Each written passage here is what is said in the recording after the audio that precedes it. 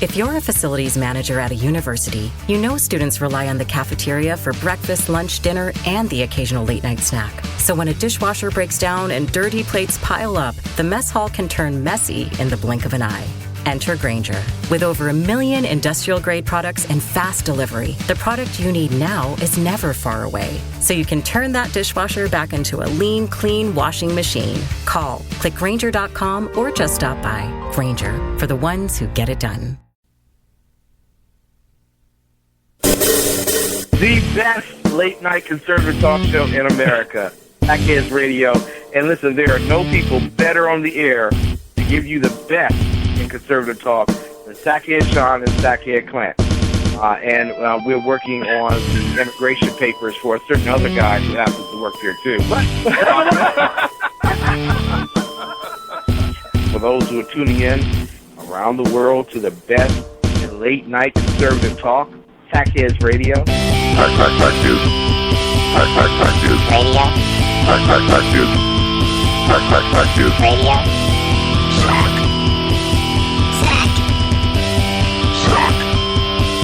Sack. The best late-night conservative talk show in America. In America.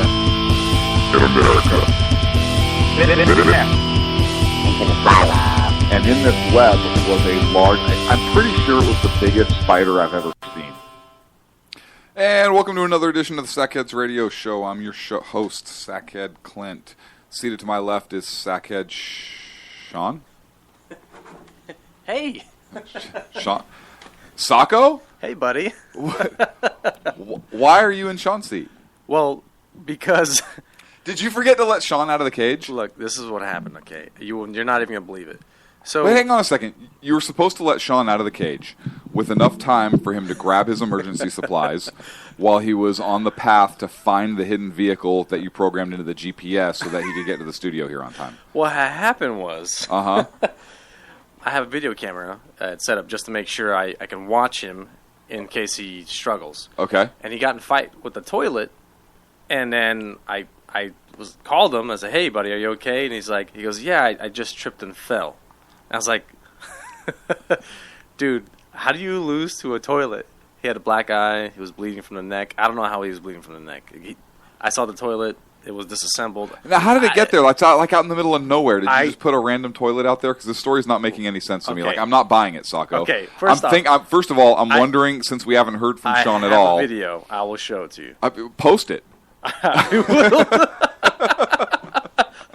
I'm sure our listeners want to see You're just going to see a black picture. It's Sean gonna be in super this dark. in this situation here.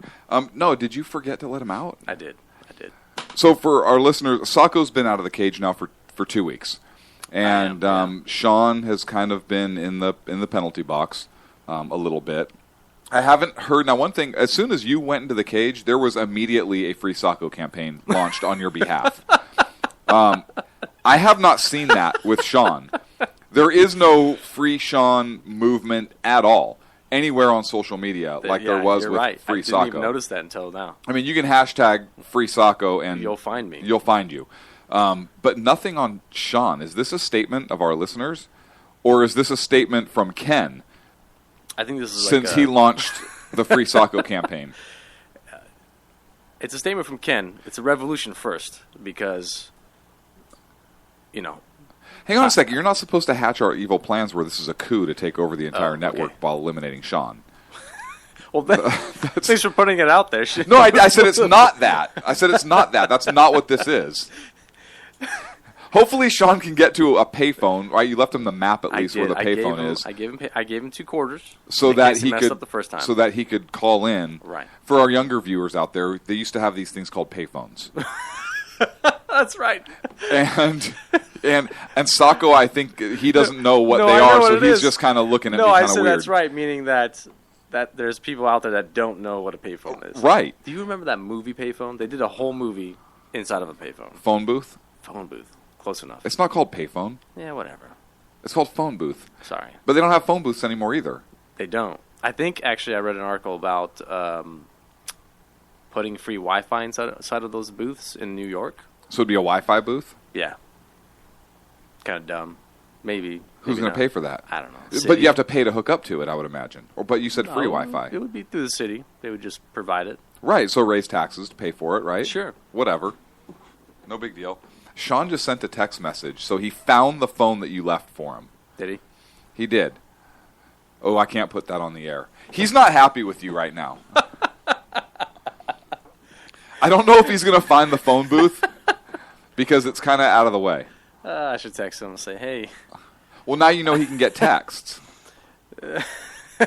because he just sent me one. So he obviously found the phone. He did. That's good. Yeah, it is, because the payphones aren't that great of quality. But you did disable the GPS component of that phone because we talked about this. Yes. And you left the map. Yeah, because I wanted to Landsat make sure he compass. thought about. I wanted to make sure his brain's working right, because you have to read a map. You have to first decipher where you're at and Right. what the map looks like. Right, based on topography, he's got to Right. orient himself. Right. Now, did you leave the proper map? Because you talked about like confusing him at one point. You know, I can't remember. Okay. So hopefully Sean has an hour ish to find the phone booth and call in from the undisclosed location. Now you have the helicopter fueled and ready to go, so we can trap him again and put him back in the cage when this mission is done. Correct? Actually, it's like a slow tranquilizer. Okay. Where it starts to around an hour and a half from now, and then right at 10 he just falls asleep. And I'll just drag him back to the cage. That's perfect. That's perfect because Sean's kind of like a beast. I know, and you guys call me the Hang on a second. I have this just in from Sean. It says, "Get me the beep out of this room." Sacco said there would be beer in here. The jerk, but he didn't say.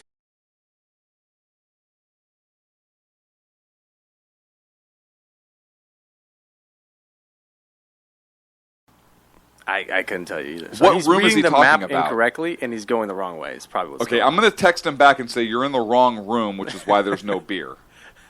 Tell him the lady he's talking to is not really a lady.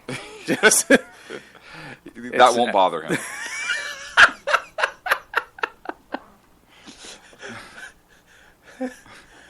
Hang on, I'm texting. I'm not very technological. So our I'm listeners surprised all you're know this. almost multitasking. I'm almost, Almost. multitasking. See, I can't even talk right now.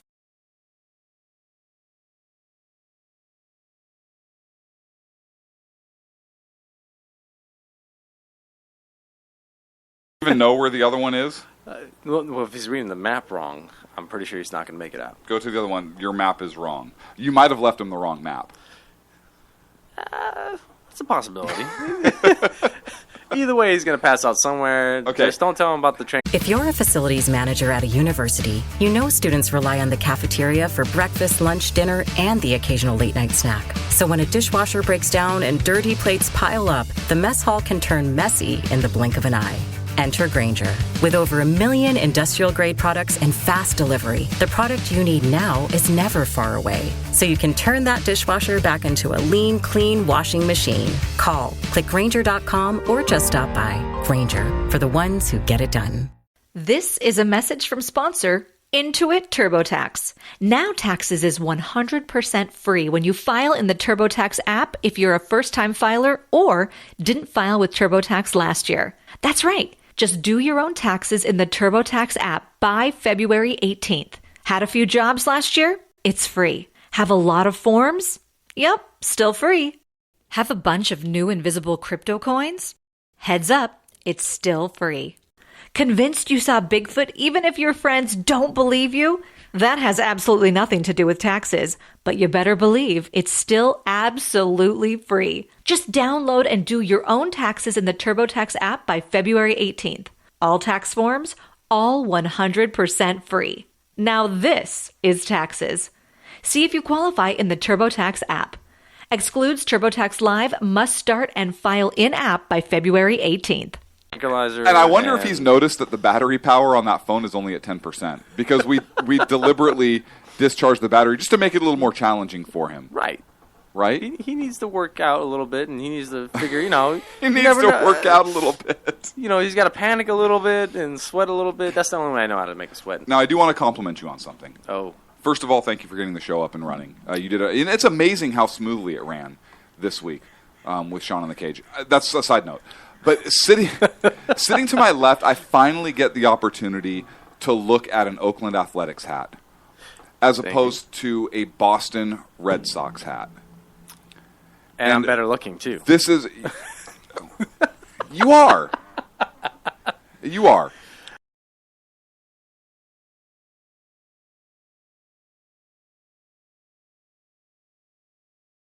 Because I look up to you. And you kind of have a man crush on me. Anyways, so how have you been? I've been good, really busy. I have a lot of projects, as always, and I'm working on all of them. And Well, that's good. You're not a procrastinator. No. Are we ready for Vegas? No. We're not ready for Vegas. We're almost ready. We got a couple things coming down. Sean just noticed the battery power at 10% on the phone you left him. He's not happy. I'm going to tell him stop texting and just get to where you need to be. Tell him to turn the screen brightness down. Because your segment is at 9, so you better be here. No, I'm excited for Vegas. I think it's going to be fun to meet all the podcasters. We're actually going to be together in one place.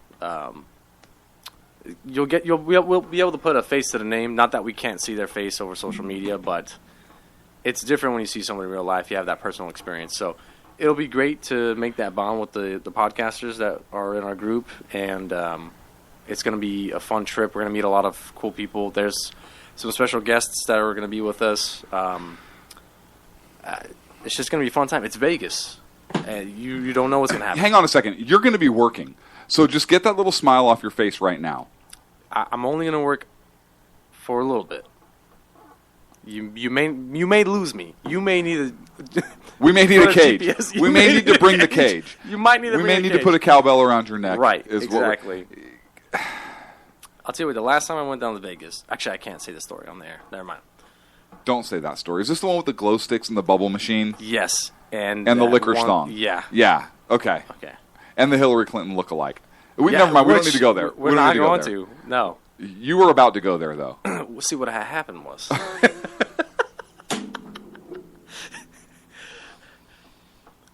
Go on. I'm waiting for the story. You know what? We'll keep it off there. All right, we'll keep it off the air. Look, I saw a story this week, and it made me angry on one hand, but it was kind of a refreshing, not a refreshing story. It was a kind of a right-on moment at the same time. A police dog actually saved his partner in Mississippi. The officer was got ambushed, essentially. There was a Hancock County Sheriff's deputy, Deputy Todd Frazier, and he was ambushed. He believe he pulled up on a vehicle that had a single occupant in it, and when he got out of the car to check on it, the vehicle, I don't know if it was suspicious or what, a couple individuals came out and they immediately attacked him. That were not part of the vehicle. I don't know. They were, as it turns out, I believe they were linked up in some way. But so the individuals grabbed him and they started beating him. They cut him with what doctors believed was a box cutter type instrument. They were attempting to slit his throat, and he had a button on his belt that he was able to push and activate that had a spring-loaded door for his canine partner to come out. I didn't know they had those. And he sprung the door, and his dog's name is Lucas, and Lucas is a black Belgian Malinois. Why the dog's race comes into play, I have no idea. Details. Yeah, I know. Was his eyes red or blue? No, his eyes are brown, like a Was deep, he like a 6 feet tall, or like a deep chocolatey, luscious brown were the dog's eyes. So Lucas, I'm just going to call him a Belgian Malinois because I'm not comfortable talking about race at this point. Okay. So this Belgian Malinois comes out and immediately began attacking these individuals that were trying to kill Deputy Frazier. Lucas came out, bit a couple of the guys who were trying to attack the deputy. According to reports, the dog had blood all over him. Wow. Good for him. So the dog got hurt, or blood on them? Their blood on him, which is a good Nice. thing. So now you have this dark-colored, right, because I'm not going to talk about race because I'm sensitive to Ken, and I know he's listening right now. And so this darker shaded canine Lucas had blood all over him from the suspects. Could have been some from his partner. I don't know. And the individuals ended up fleeing. They jumped in the car, and the car. Yeah, the car took off, but saved his partner's life. That's awesome. As a result, otherwise that officer would have been. If they took off and they got in the car, then that means they were in that vehicle. It sounds like they. So it wasn't just a single person. Right. Or right. And who knows if it was an ambush? Look, there's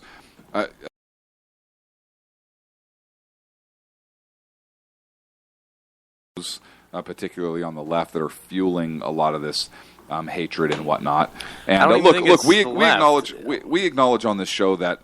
Look, we know there are bad apples in every single profession, and when there are cops that do bad things, we are going to be among the first to stand up and say, that's wrong, that officer needs to be held accountable. Like the officer that apparently shot the man who was running away from him, and then it looks like the officer plants a taser on the guy.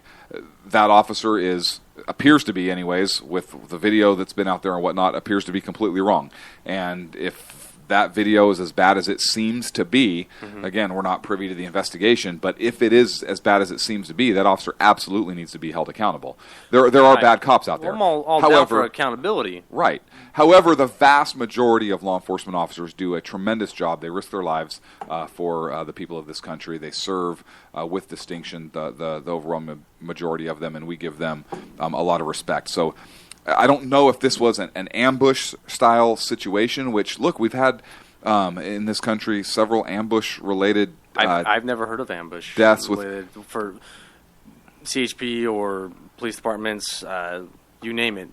So yeah. I haven't personally heard of any stories like that. So I'm pretty sure they're out there. There's been several of them, and particularly in this. Hey, Zaxby's just out-Phillied the Philly again. The Zaxby's Chicken Philly is back with garlic aioli, sautéed peppers and onions, decadent melty cheese, and your choice of Zaxby's signature crispy chicken fingers or delicious grilled chicken. But it's only back for a limited time, so enjoy it while you can. No pressure. It's just the greatest sandwich of all time on a ticking clock. Order the Chicken Philly today. Who's got the sauce? Zaxby's. Taxes was waiting around for your taxes to be done, which led to worrying about not getting any money back.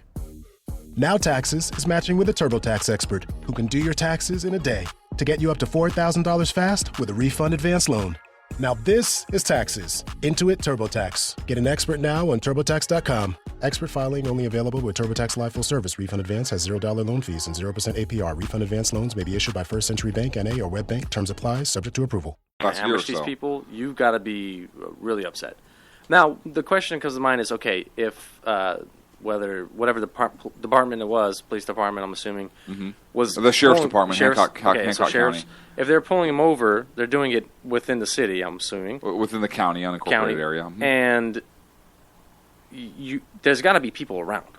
Was it at night? Was it in the morning? I think it was at night, and there was not a lot of people around. Well, okay, I was thinking, okay, well, somebody had drove him by and said something's not right and called it in, or stop and help out. Like, you would think somebody would do that. Not always. Sometimes people will call and help out, I suppose, but not always. And ambush style attacks against law enforcement are not at all uncommon. As a matter of fact, they seem to be trending up. There's a study put out, the ambush fact sheet put out by the International Association of Chiefs for Police, where it talks about this phenomenon about officers being ambushed so forth. And it's interesting. It's scary, and what. Well, you got to put yourself in that mindset. Right. If you're going to ambush somebody, you must have a lot of hatred. And where does that hatred stem from? It's completely premeditated. So you have some factors that define what an ambush is. And again, this is according to this fact sheet by the International Association of Chiefs of Police. So you have an element of surprise. So this is something where the officer is completely unsuspecting of the attack, the impending danger, whatever it is, but the suspect knows. Like the two officers that were gunned down in New York, sitting in their patrol car. Right. That's complete definitely an ambush style attack. Typically, the person who's committing the ambush has concealment, either concealed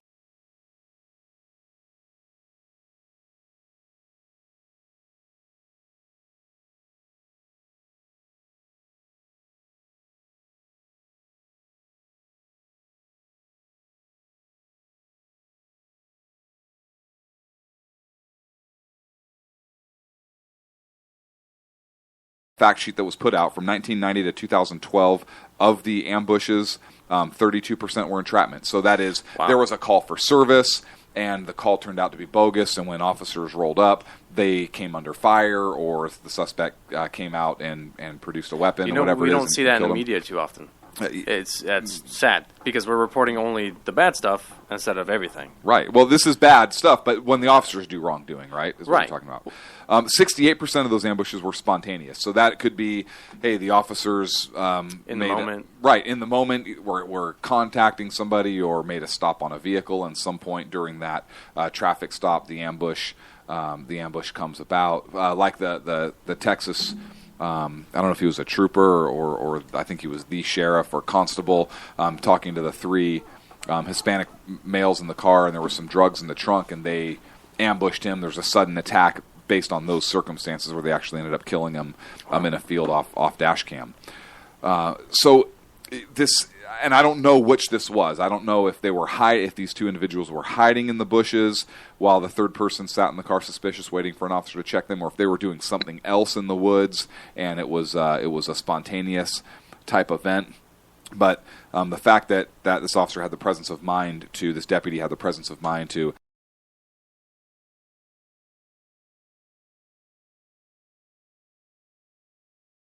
immediately attack and save the life of his partner was, for me, it was a good story. Good story because, one, the deputy survived. Right.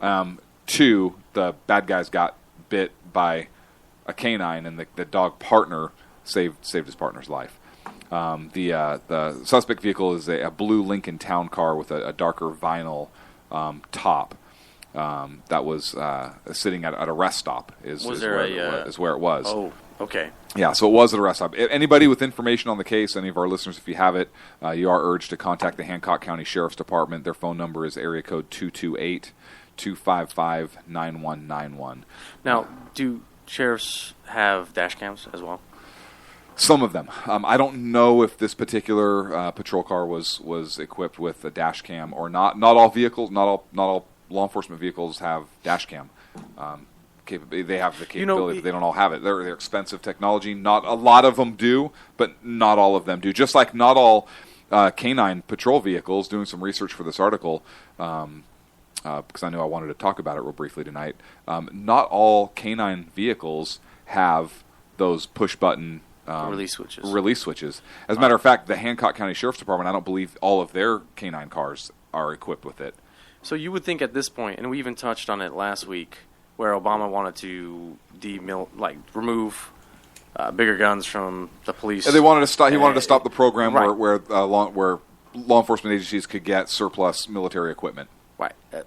You would think at this stage, why would you focus on that when you should be focusing on, okay, well, let's just do the camera thing. A lot of agencies are trying to do, okay, let's just get body cams. Right. Why doesn't every police car, sheriff's car, whatever kind of car, have some type of camera? Money.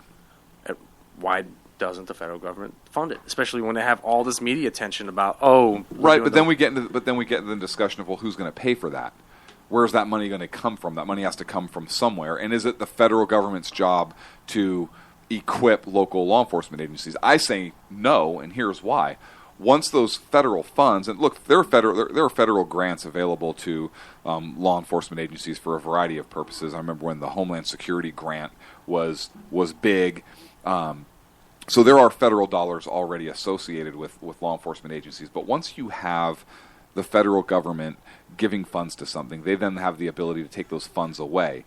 And when agencies, particularly smaller agencies that don't have a very large budget and they rely on some of those grants or some of those fundings to get equipment and whatnot for their officers, when the federal government has the ability to pull financing, to pull funding, those agencies can then be pressured to bend to the will of the federal government. And the law enforcement agency, it's imperative for our law enforcement agencies to maintain, to be under the exclusive control of the local governments. The local governments understand the needs of its local community.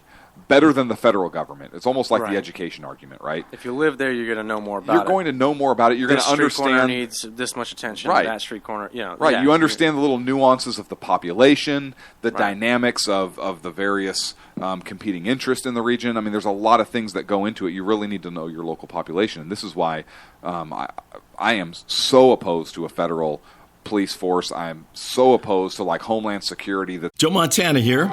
In my football days, I knew the importance of a strong defense. Now I'm sharing how you can help defend your health against pneumococcal pneumonia and invasive pneumococcal disease. Are you 50 or older like me? The CDC now recommends vaccination against pneumococcal disease. Even if you're healthy, your age puts you at increased risk and over 6 times greater risk of hospitalization with pneumococcal pneumonia than adults under 50.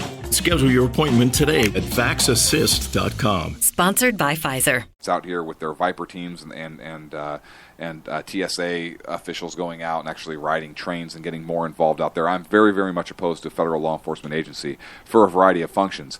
But this is why the federal dollars going to put cameras in vehicles I'm opposed to. Even a one-time grant of, hey, how big is your agency? Okay, here's X amount of money to cover all the existing police force from going I'm not forward. saying that cameras are a bad idea for not law even just enforcement. cameras, I'm just not, the funding portion of it. right. I'm just saying, but doesn't even the have funding be to get that, I don't want anybody to think that my argument against this is that I'm against law enforcement having cameras, I don't body think cameras, you, or law yeah, enforcement that's not vehicles. the point that's coming That- across on my end. Yeah, that's it's just not the funding at portion all. of it to be able to bend to it. What I'm saying is, Right. it's not a long-term grant to continue funding and funding and funding. It's like a one-time. Here's a lump sum based on the. But again, people where's we that have. money come from? Well, it would be taxed, obviously. Exactly. Which I think the population at this point would be in agreement. Okay, well, this is a I don't good- want to pay more tax dollars for that. a one-time tax. Would I you don't pay want- a half a penny Nope. tax? No. Nope. I don't want to pay more tax for anything. I'm taxed enough We're already. getting taxed already. What? I mean, Exactly. Let's pull the tax from a different funding. Right? There you go. See, now you're talking. Let's pull the money from somebody like the EPA that just passed this ridiculous water regulation after they had a big PR campaign for it. Hopefully we'll get to that a little bit later. But we can pull these funds from another source. We have so much waste in the federal government to be able to do something like that. But it's very problematic if it goes from being a one-time grant to continual payments. And here's the other issue. Even though agencies may get the cameras paid for, they now have to pay for and find a place to store the film, the digital media, to be able to pull it in evidence, from evidence for different events, to submit to the district attorney's office for prosecution, to copy that data. So there is an associated expense that goes along with it, Sure. in addition to training the officers in how to use that equipment, in addition to maintaining the equipment and replacing the equipment when it becomes damaged or broken, particularly if that patrol vehicle is involved in a collision or it gets broken in a fight, whatever happens to it. So there is ongoing costs associated with it. I'm not saying it's a bad idea. Well, and I don't know too much about. But I'm saying this is why these those agencies, other not all things that agencies, can may come- have that. Sure, and that's understandable. But I'm A pretty lot of sure them, they most have some do. type of tech team that works with. You talk about a smaller agency, though, and they may not have the staffing for that, or the tax base that has the revenue to generate to substantiate any additional hires. Okay, and I can understand that. For the smaller, it's going to be tough on smaller departments. Yes. Sure. Is it still doable? I don't think that'd be. There's a smart way of doing things, and then there's a not smart way. There is, but this is When the I government, used to right? work- So they usually do it the not smart way. Right. When I used to work for a security firm, the video was kept there for 30 days, so you didn't need this huge database system. But see, you would keep it for 30 days, and if something happened, you would save just that one video. But you need it for longer in terms of law enforcement because you have prosecution in cases that potentially Right. go and months for or those years cases, down the you road. would pull and save it for later. Or litigation that can pop up down the road. So, I mean, you'd have to have a retention period of at least a couple years. And that's a lot of data. You figure how on many cases, that would be fine, though. Well, I'm not talking cases. I'm talking yeah. about just patrol because you don't know what comes up, right? So I still don't. have a retention period because you could have. I mean, gosh, how many times have we heard just with people we talk to when we're researching for the shows where officers will tell us, "Oh yeah, we'll have people that'll call in and complain about something that happened 2 months prior," and then what happens if you don't have the video? Now you're accused of, destroying evidence. already You're don't have the accused video. of already. Most agencies do. A lot of agencies do, but some do not. And it's just, it opens up a big Pandora's box. And again, I'm not opposed to it. I think it's a good idea to have that video. Doable. If it's based doable. on department size and funding and all that. Funding is a big part, and doing it without those federal funds. I don't like federal funds going towards local if it were things. you, how would you do it? What do you have a plan? Have you ever thought of something if you were to do it? Cameras in patrol vehicles? Yeah.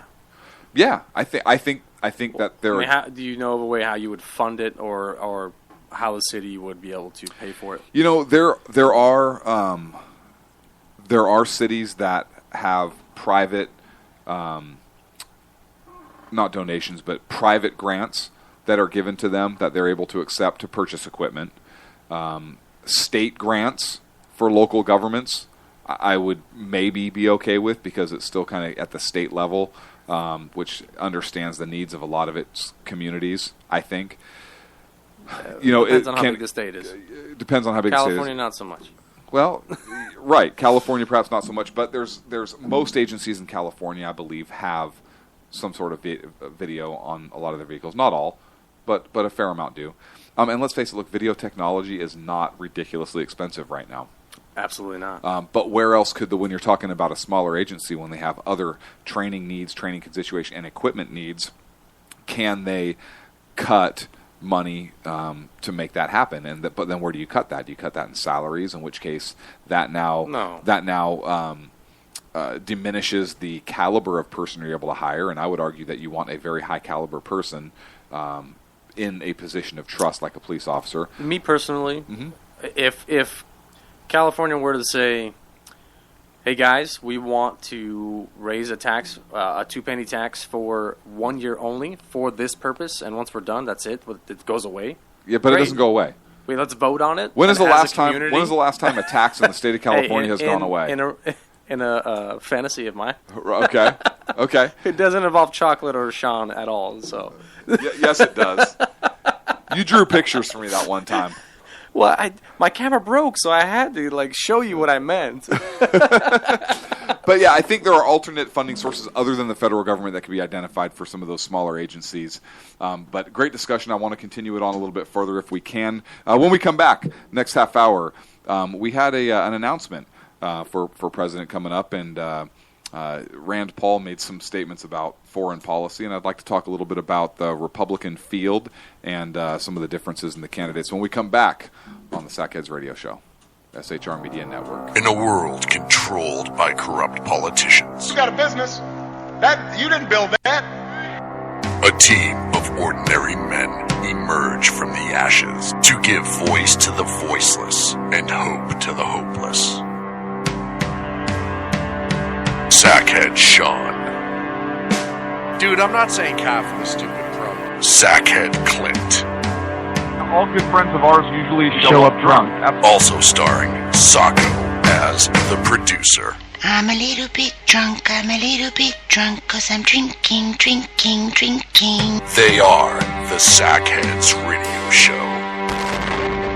Every Wednesday at 8 p.m. Pacific on SHRmedia.com.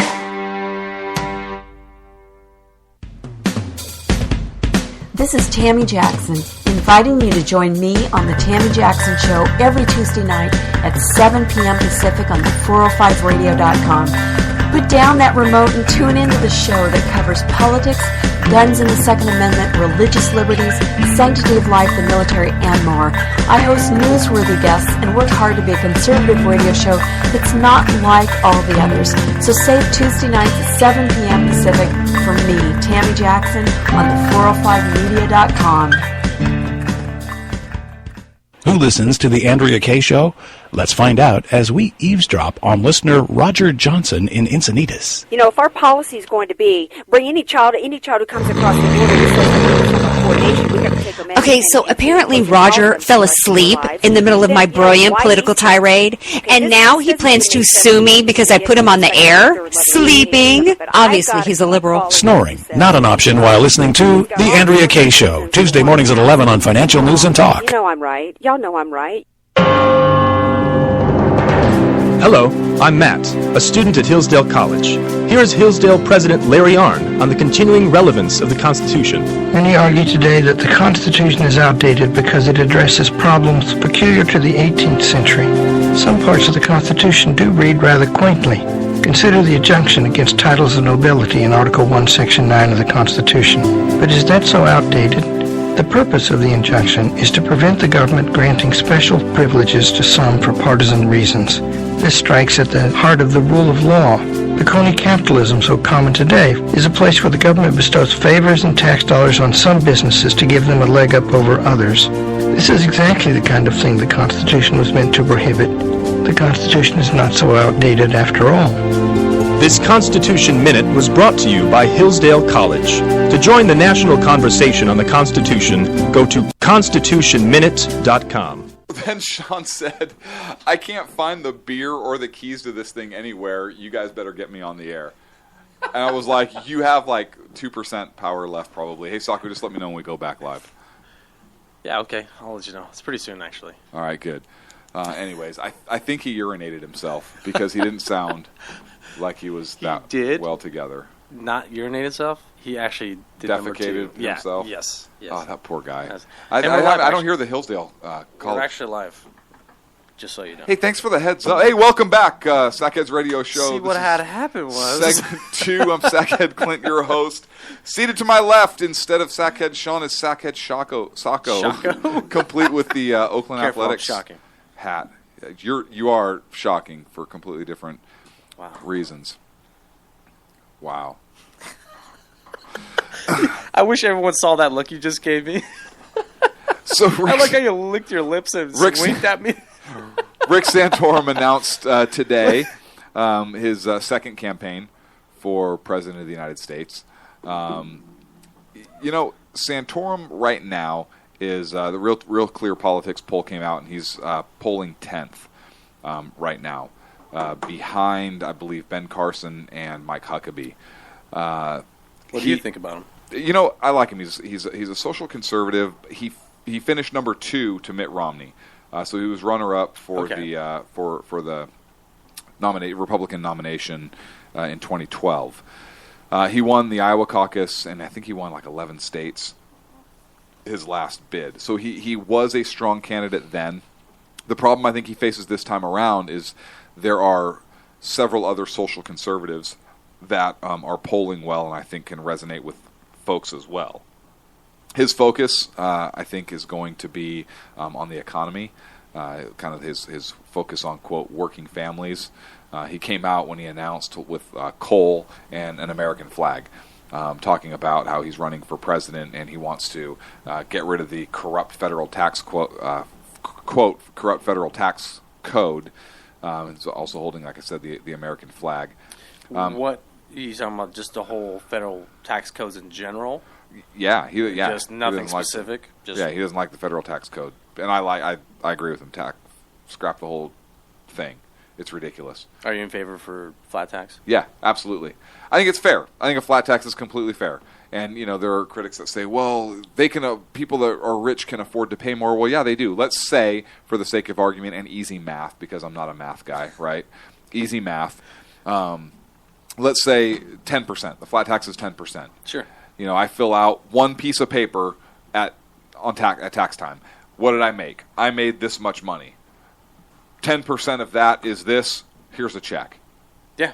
Easy, right? And if I make $10,000, my 10% is $1,000. If I make $1 million, my 10% is $100,000. So if I'm rich, I'm still paying more. But it's fair because you're paying a percentage of your income. And it's across the board. If you make less, you pay less. If you make more, you pay more. I don't see what's it's fair. It absolutely is fair. Why should somebody else if I worked hard to make $1 million, which you don't. Hold on, give me a year. If I worked hard to make $1 million, why should I be taxed more just because I worked really hard to make this large amount of money? Because it's not fair that you have that much money. It's like promoting, hey, don't work that hard. Right. No, it's like promoting it's not fair that you have that much money. You don't need that much money. Which is kind of ridiculous. You didn't build that. You don't need that much. What do you need that much money for? A lot of things. Like what? What do you need it for? I don't need it. Well, see, then thank you for making my case right here. But that's I why want you it should because I worked hard for it. What if you didn't work hard for it? What if you inherited it? Then my father, who worked hard for it, is passing down his hard work to earn money to me, which is okay. There's nothing wrong with that. Why not? Why shouldn't he pass it down to other people that need it more than you? You have a job. Because he worked for his family, which he should be able to keep his earnings within his family. It's his desire. Exactly. You can't tell my dad, hey, I know you were a billionaire, but when you die and you pass on your money to your son, Your dad's a we're going to billionaire? tax you again. No. Well, then why would you say that? Why are you lying to our listeners again? See, This is why you're not. hypothetical. This is why you're not allowed on the air, because you lie to people and they don't trust you, Sacco. Okay. You're a big old liar face. Wow. I'm hurt. I'm in an emotional case of this. I'm just. You're distraught. always. I don't know how to respond to you you're, anymore. You're always an emotional wreck. That's why we keep you in a cage. Whatever. And that We're not and friends that, anymore folks. after this. That, folks, is the statement of defeat. Whatever. So I like the flat tax idea, to answer your question, because I think it is fair. Like you said, yeah. Why should you get paid taxed 44% because you made X number of dollars? How realistic do you think that'll ever be? Do you think we'll ever actually flat tax? I think we are approaching a point where taxation is a point of contention with a lot of people, and folks don't remember, mostly because a long time ago, we actually kicked the greatest army in the world's rear out of our newly developed country over that issue. So I think that I don't think we'll ever be that great again. You know why we'll never be that great again if we keep going the way we're going? We're too corrupt. No, because we're a nation of cowards now. Sure. I think and uneducated. Yes. People don't. I don't think the people in this country understand what true liberty is. I don't think they understand the sacrifices that our founding fathers made and how great they truly were. I don't think they really understand the principles of freedom and what it truly means to be free. Because in this country, and for general, we haven't had to fight for our liberty per se. I mean, yeah, you had the greatest generation that fought World War II. And that of course, my grandfather was among those that fought. But we haven't had to fight. We haven't had a war on our soil, threatening our liberty to enslave us as a people or hold us accountable to a tyrant. We haven't had that. We've had attacks on our soil from 9/11, but it wasn't really. But it's not a full scale war on our soil where we're fighting for our very survival because an oppressive regime is trying to keep us down, keep us under thumb, quartering soldiers amongst our midst. There is no habeas corpus, any of that. Right. And people don't understand, I don't think, that.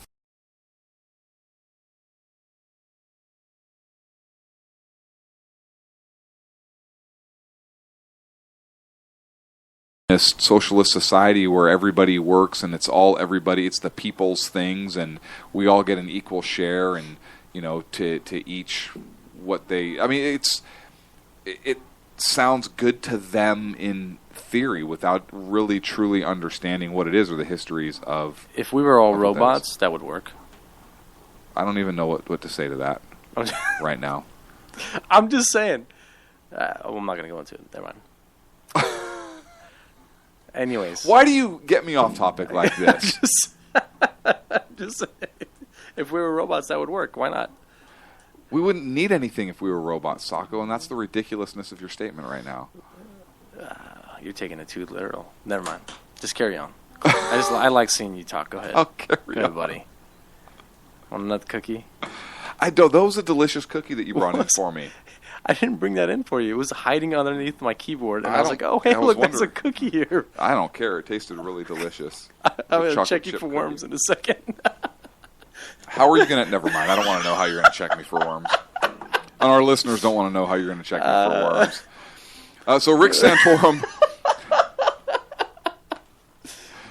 Rick Santorum bid. So now the declared Republican field: Ted Cruz, Rand Paul, Marco Rubio, Ben Carson, Carly Fiorina, Mike Huckabee, Rick Santorum, and of course everybody knows Jeb Bush is going to be running. So foreign policy. Rand Paul was on MSNBC and essentially talked about how we kind of created ISIS because we were arming the Iraqis and they had access to the weapons very easily, and now they're this big problem. So he basically disagreed with Bush's handling of Iraq and with ISIS and blah blah blah. So I was actually looking and doing some research on the differences in foreign policy for each of these candidates. And Rand Paul, of course, is probably the biggest split from the rest of the field in terms of foreign policy. And I know that's not a huge stretch. I think that his foreign policy will certainly resonate with a lot of the libertarian strain in the Republican Party. I think with just your mainstream run-of-the-mill Republicans, I don't think that his foreign policy is going to really hold water. So I don't know where this is going to take him. I mean, he's been really kind of working hard to separate himself from his father's foreign policy, and because he's taken some hits on that. And here he kind of comes back and almost sounds more like a Democrat. And I get it. If you're a true libertarian, you have some areas from the Demo that tend to be traditionally Democratic, and some areas where you traditionally agree with Republicans. But he's going for the Republican nomination here. So I'm a little curious to see how these remarks are going to impact him. I think that he could take a hit for some of these remarks, particularly as the primary season winds up. However, look, he makes no bones about he doesn't like intervening or being involved in foreign affairs. One area where he differs from the rest of the field is he agrees in lifting the 50-year embargo with Cuba. Most do not. He does stand with Israel. He does not agree to sending U.S. funds to the Palestinian Authority. He is against terrorism, but he does have concerns with the Patriot Act. He doesn't want to renew the Patriot Act. As a matter of fact, he filibustered and that's right. For 24 hours or so. But he says, look, first comes preserving the Constitution. And you know what? I agree with him here on this part, and this may get me some pushback here in the chat room, may get me some hate mail, but that's okay. I agree with him that we cannot sacrifice our personal liberties and violate the Constitution. And look, we've talked about this with laws that the left has passed when the Supreme Court has said, oh yeah, it's constitutional, when no, it's clearly unconstitutional. Just because the court says it so does not make it so. They are a branch of government. And so even though some parts of the Patriot Act have been held constitutional, I don't think that a lot of it is. And I agree with him that we don't give up our liberties, and we don't legislate away liberties of our population out of fear. And here's the slippery slope with that, and what I think is dangerous. We have a very real threat now with terror. And if we allow our liberties and our rights to be legislated away at a real threat, what is to stop a government, whichever government, right, left, doesn't matter, from fabricating, like, never let a good crisis go to waste, right? We've talked about it before on this show. Never let a good crisis go to waste, and now they have another excuse to legislate away more liberties. And you go down this slope of allowing infringements on our fundamental rights be okay. And we've done that enough in this country. And so are there ways we can be secure? Of course there are. One way we could be more secure is by allowing the people their Second Amendment rights to keep and bear arms. Everybody in this country who does not have a violent criminal history or a felony conviction in their history or mental health issues should be able to walk down the street with a gun. Because most people are good. And terrorists would think twice before committing an act if they pulled out their fully automatic weapons and 20 other American citizens standing outside pulled out theirs and I think they would think stopped that twice. attack. Sure. Will it stop them from doing the crimes? No. I mean, they're willing to die. They're willing to die. So, but they would do it in other means, right? Because what's their goal? Their goal is to inflict terror. So what you may lose is you may lose that active shooter attack.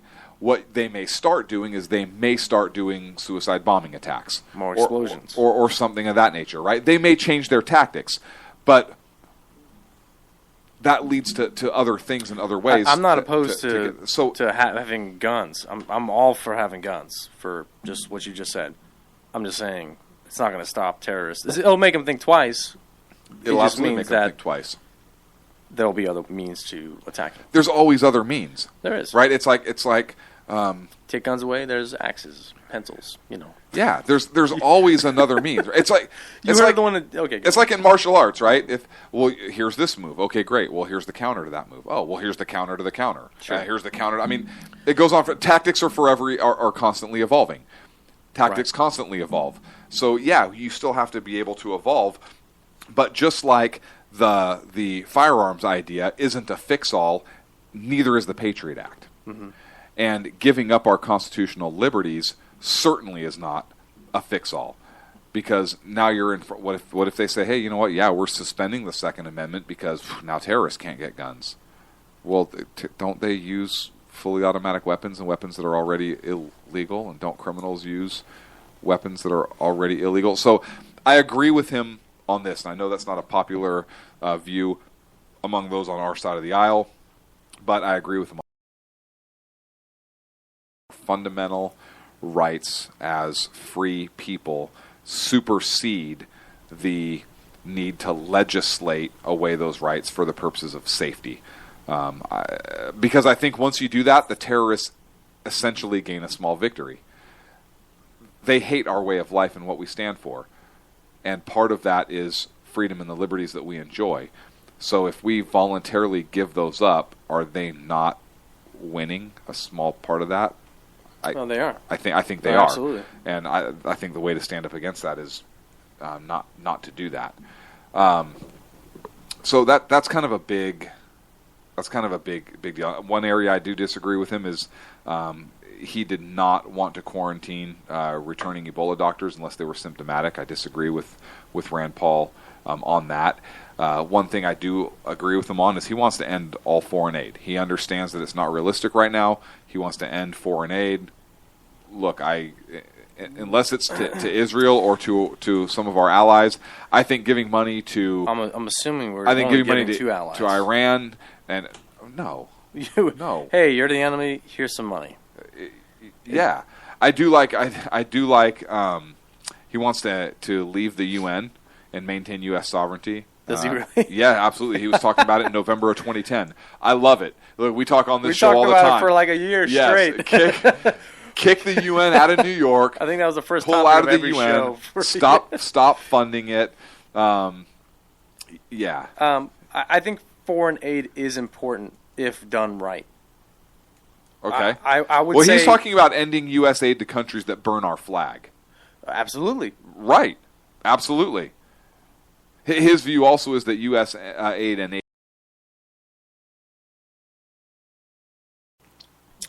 U.S. aid enables a war on Christianity in the Middle East. Yeah, what he's saying is it helps the Muslim cause or the extremist cause.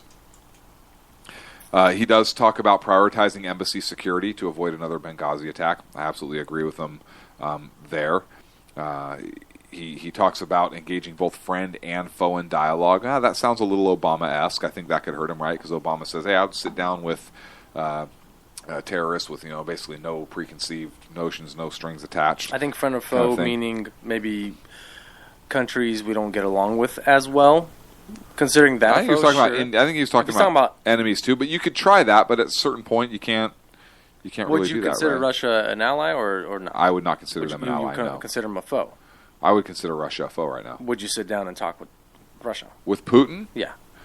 I would attempt a dialogue with him. Okay, so you would do. I would no. Friend, I'm not. Friend or foe. So, I would not go in there and say, hey, I will talk to you with no preconditions.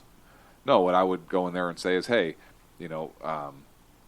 stop your fighting here. Stop trying to put the old gang back together, and now we can sit down and have a dialogue. But as long as he's engaged in his activities of attacking sovereign nations, no, we don't need to have a dialogue with him, I don't think. I think we could talk to him on the global stage. I think we could send a message. I think we could build up. Could we meet on that issue before we opened up dialogue on a broader scale? Yes. But if that issue is not being resolved, then so you would consider it based on circumstances. And circumstances. Right, exactly. I wouldn't come out with a blanket statement of, just talk to that's everybody. What he means by the statement? No, you think he's just talking, hey, let's rekindle this fire? I think he would talk and just say, hey, yeah, let's talk to everybody. Marco Rubio. So Marco Rubio's foreign policy. He talks about building relations with Mexico for trade in oil. Not just for the border. He does talk about Che Guevara, how Cuban exiles hate Che Guevara, and he wants no association with Che Guevara. And I think that came up because the T-shirts with Che Guevara's picture on it was kind of trendy. People had no idea who this guy is. The guy's a mass murderer, and they were touting him as some revolutionary of the people. He was a communist, killed a bunch of people, helped put Castro in power. Horrible. He does talk about military action should be on the table in Iran. So I do agree with Marco Rubio on that, particularly with some of the reports we're seeing from our pilots coming back right now in the airstrikes on ISIS, where they're saying, hey, it's taking us an hour before we can even engage these people. It's problematic. It's hampering our ability to do anything. He does support the state of Israel against Hamas in Gaza. He does sponsor funding and supplying the rebels in Syria. He says, hey, our engagements with Vietnam and China has not led to freedom. He believes that Cuba must improve on human rights and engagement in order to continue our negotiations with them. He does say that Cuban embargo was designed to protect American companies. He does say he wants to provide more assistance to Jordan in order to prepare Jordan against ISIS, and he wants to stay involved in the fight against ISIS right now, and I think that's huge. He does say that press freedom is a universal human right. He talks about, in that case, hey, the First Amendment applies to everybody, so freedom of the press should be a human right. That's where Marco Rubio stands on some of those issues, and I know kind of we got pressed on time here. Ted Cruz. Ted Cruz says, hey, Cuba is oppressive, but they never miss a chance for propaganda, which is absolutely true. He wants to help in eastern Ukraine against Russia, believes sanctions against Putin. I absolutely agree with that. Carly Fiorina. So she does not have a huge platform in terms of things she's done on these types of levels, but she does not want to deal with Russia or Iran on nuclear cooperation. She came out and said that in June of 2010. I do like her. I do like her gun control policy, since we talked about that. She opposed the 94 assault weapons ban. She says, hey, let people on the no-fly list purchase guns. Because the no-fly list is so poorly managed, why are we restricting their rights when the list itself is poorly weapons? She says assault weapons ban is arbitrarily about what weapons actually qualify for that. She opposes the restrictions on any restriction on the right to keep and bear arms on the Second Amendment back from 2010. So I actually like Carly Fiorina. Her name's not really out there right now. She's not a well-known. Yeah, I don't know her. She's known in California.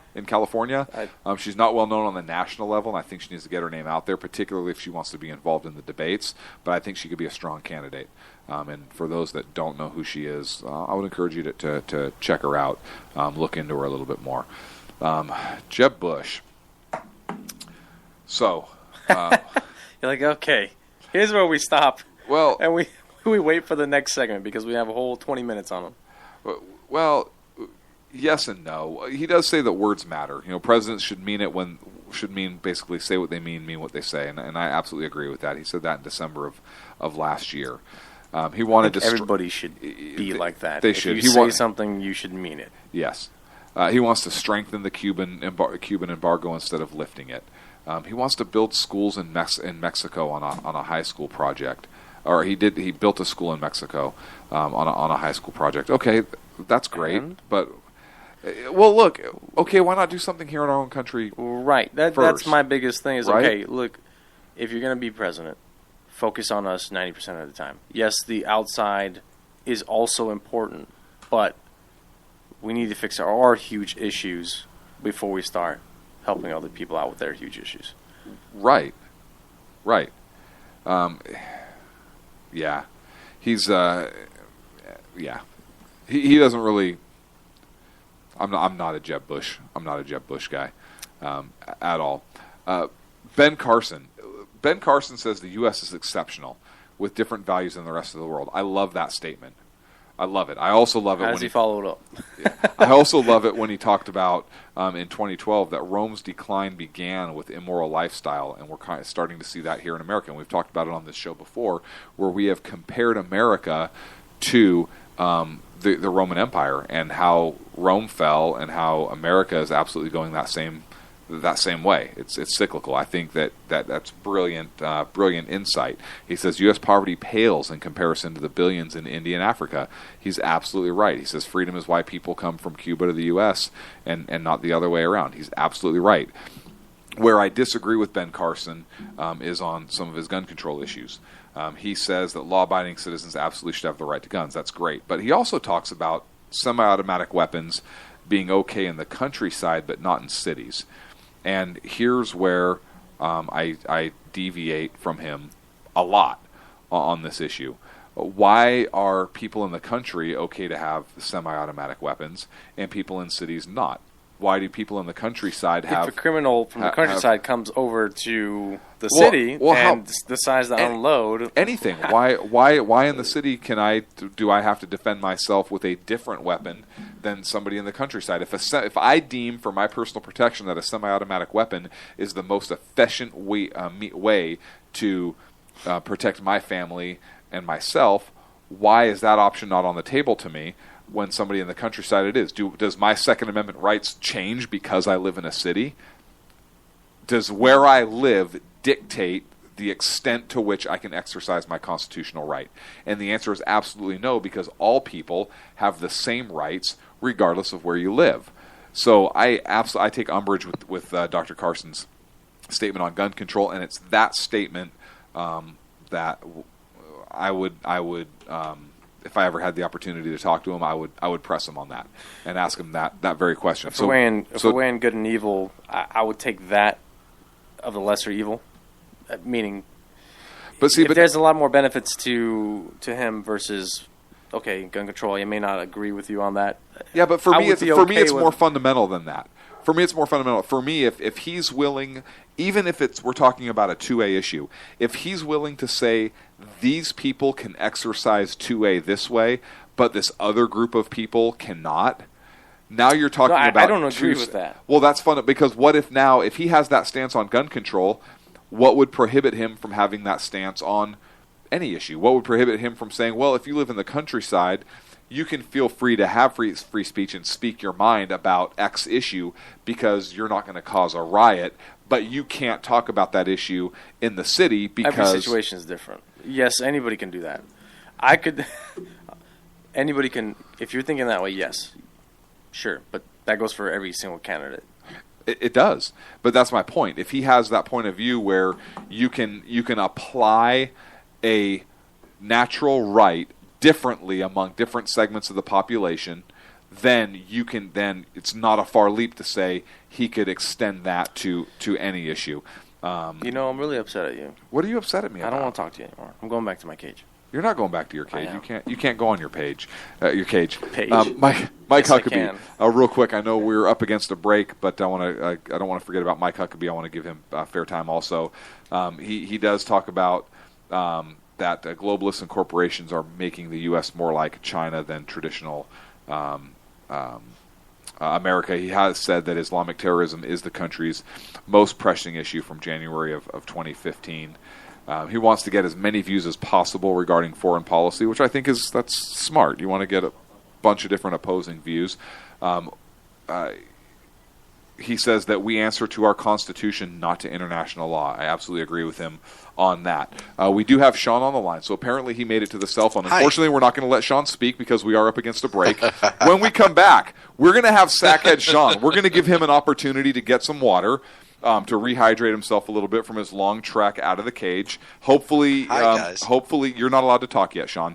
Hopefully. Hopefully he doesn't run out of change. You left enough change, right, Sacco, for him to go through the gate? Okay, so he should. When we come back, next half hour, Sackhead Sean will join us. In a world controlled by corrupt politicians, You got a business. You didn't build that. a team of ordinary men emerge from the ashes to give voice to the voiceless and hope to the hopeless. Sackhead Sean. Dude, I'm not saying Kafka was stupid, bro. Sackhead Clint. All good friends of ours usually show up drunk. Also starring Sacco as the producer. I'm a little bit drunk, 'cause I'm drinking. They are the Sackheads Radio Show.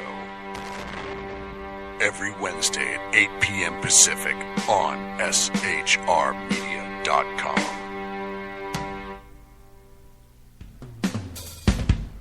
This is Tammy Jackson, inviting you to join me on the Tammy Jackson Show every Tuesday night at 7 p.m. Pacific on the 405radio.com. Put down that remote and tune into the show that covers politics, guns and the Second Amendment, religious liberties, sanctity of life, the military, and more.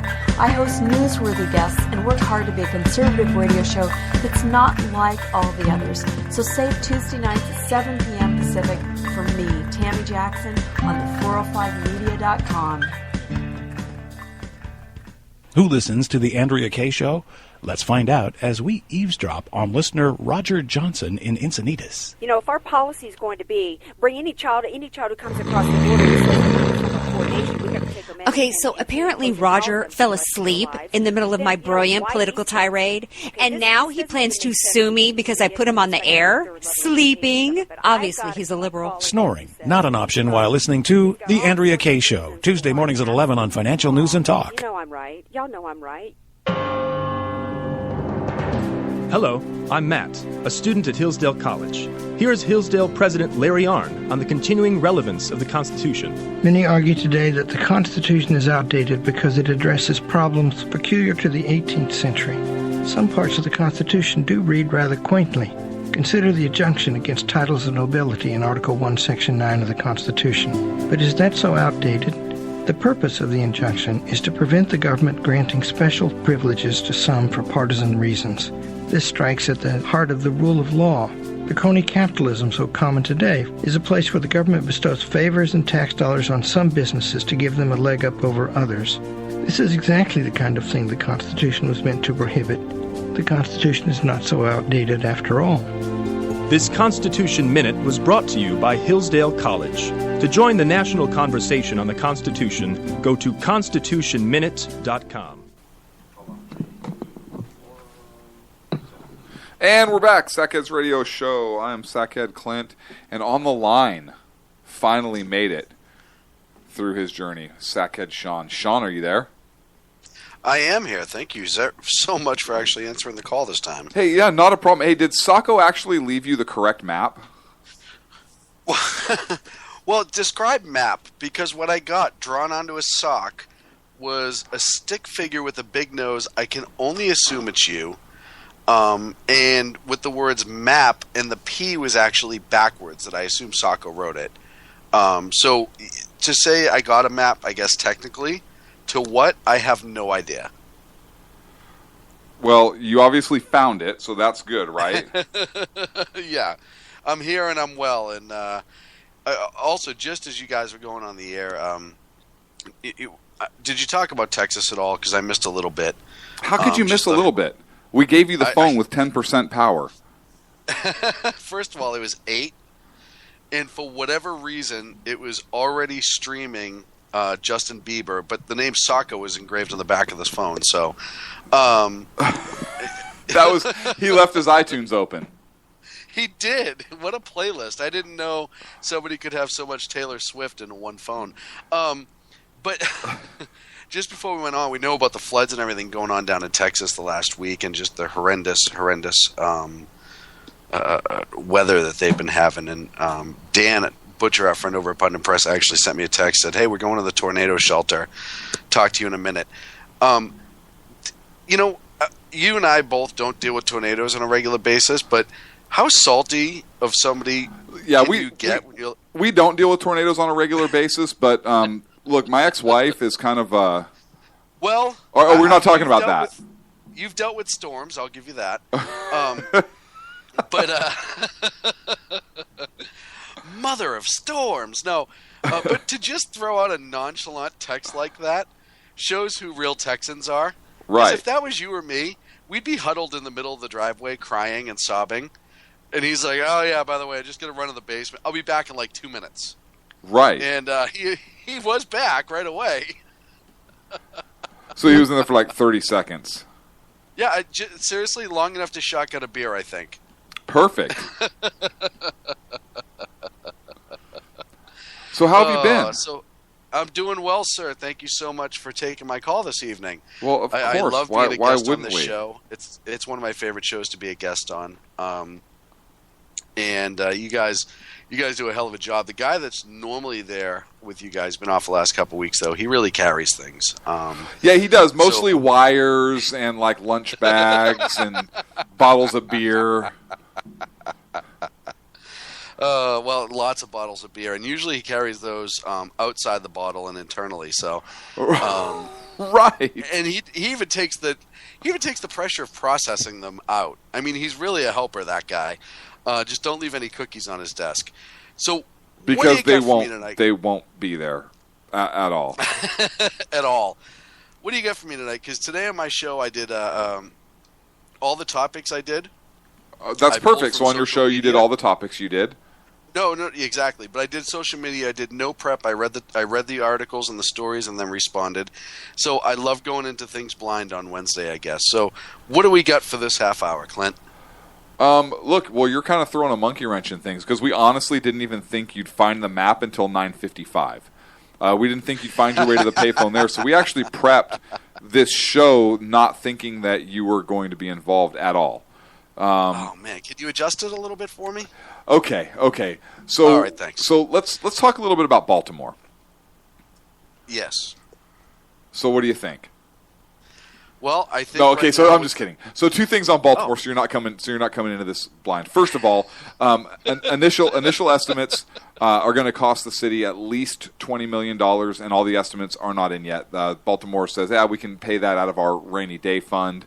But I want to talk about that. And then I also want to talk about, and we kind of led into it a little bit as we talked a little bit about, we got touched on gun control just a very little bit in terms of how the candidates differ a little bit, the Republican candidate field, at least those that have declared so far, and the violence in Baltimore over this Memorial Day weekend, and then the White House's response to that earlier, which will absolutely kill you. So those are the two things. But let's talk first about the $20 million in cost recovery from the riots. And this is according to the Baltimore Sun via Fox News.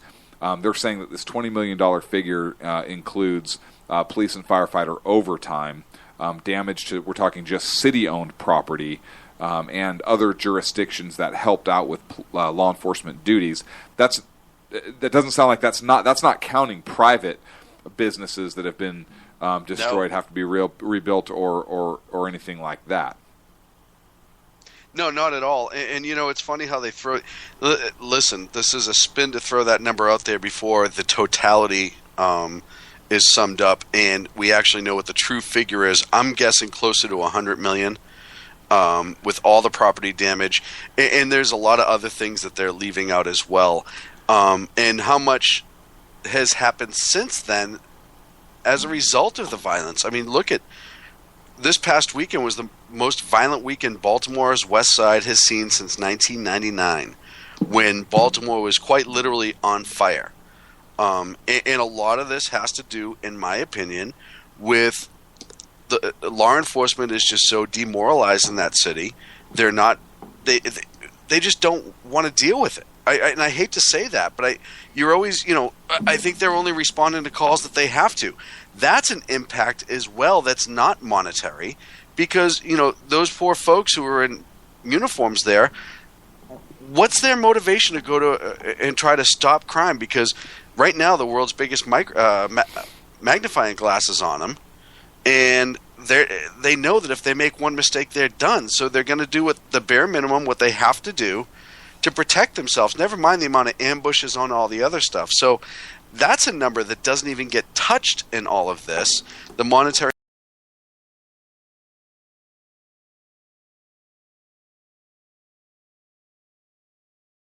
or conducting any proactive activities or enforcement. They are not preventing any crime, and therefore, obviously, more crime is happening. And that is going to have a financial impact as well. I mean, for the victims, their families, and potential any victim compensation that they may apply for, or whatever the case may be. So it obviously spills over. But we're talking about just this $20 million for, just the riots. And there's another estimate that came out where they're talking about declaration request for disaster assistance, puts it like about $30.5 million. And you're talking about, remember the Orioles game that was played, first Major League Baseball game that was played? How much revenue was lost? Yeah. How much revenue was lost with that? And not just at that stadium. You have to think of all the businesses around that absolutely depend on those games every single night, every single weekend. They thrive on the crowds that go to those games before and after, and the people that just come downtown to sit in their restaurants and bars and watch a game. It was a tremendous loss of revenue for those folks as well. So this, I think it's cute, and once again, it's a Democrat thing. We're going to throw this arbitrary number out, and yeah, it looks kind of high, but it's not the real deal. It's not how the community was truly impacted. You had businesses that were closed, lost money right there. You had a transit system shut down so people couldn't go to work. You had people afraid to come out of their home. How much money did those people who were supposed to go to work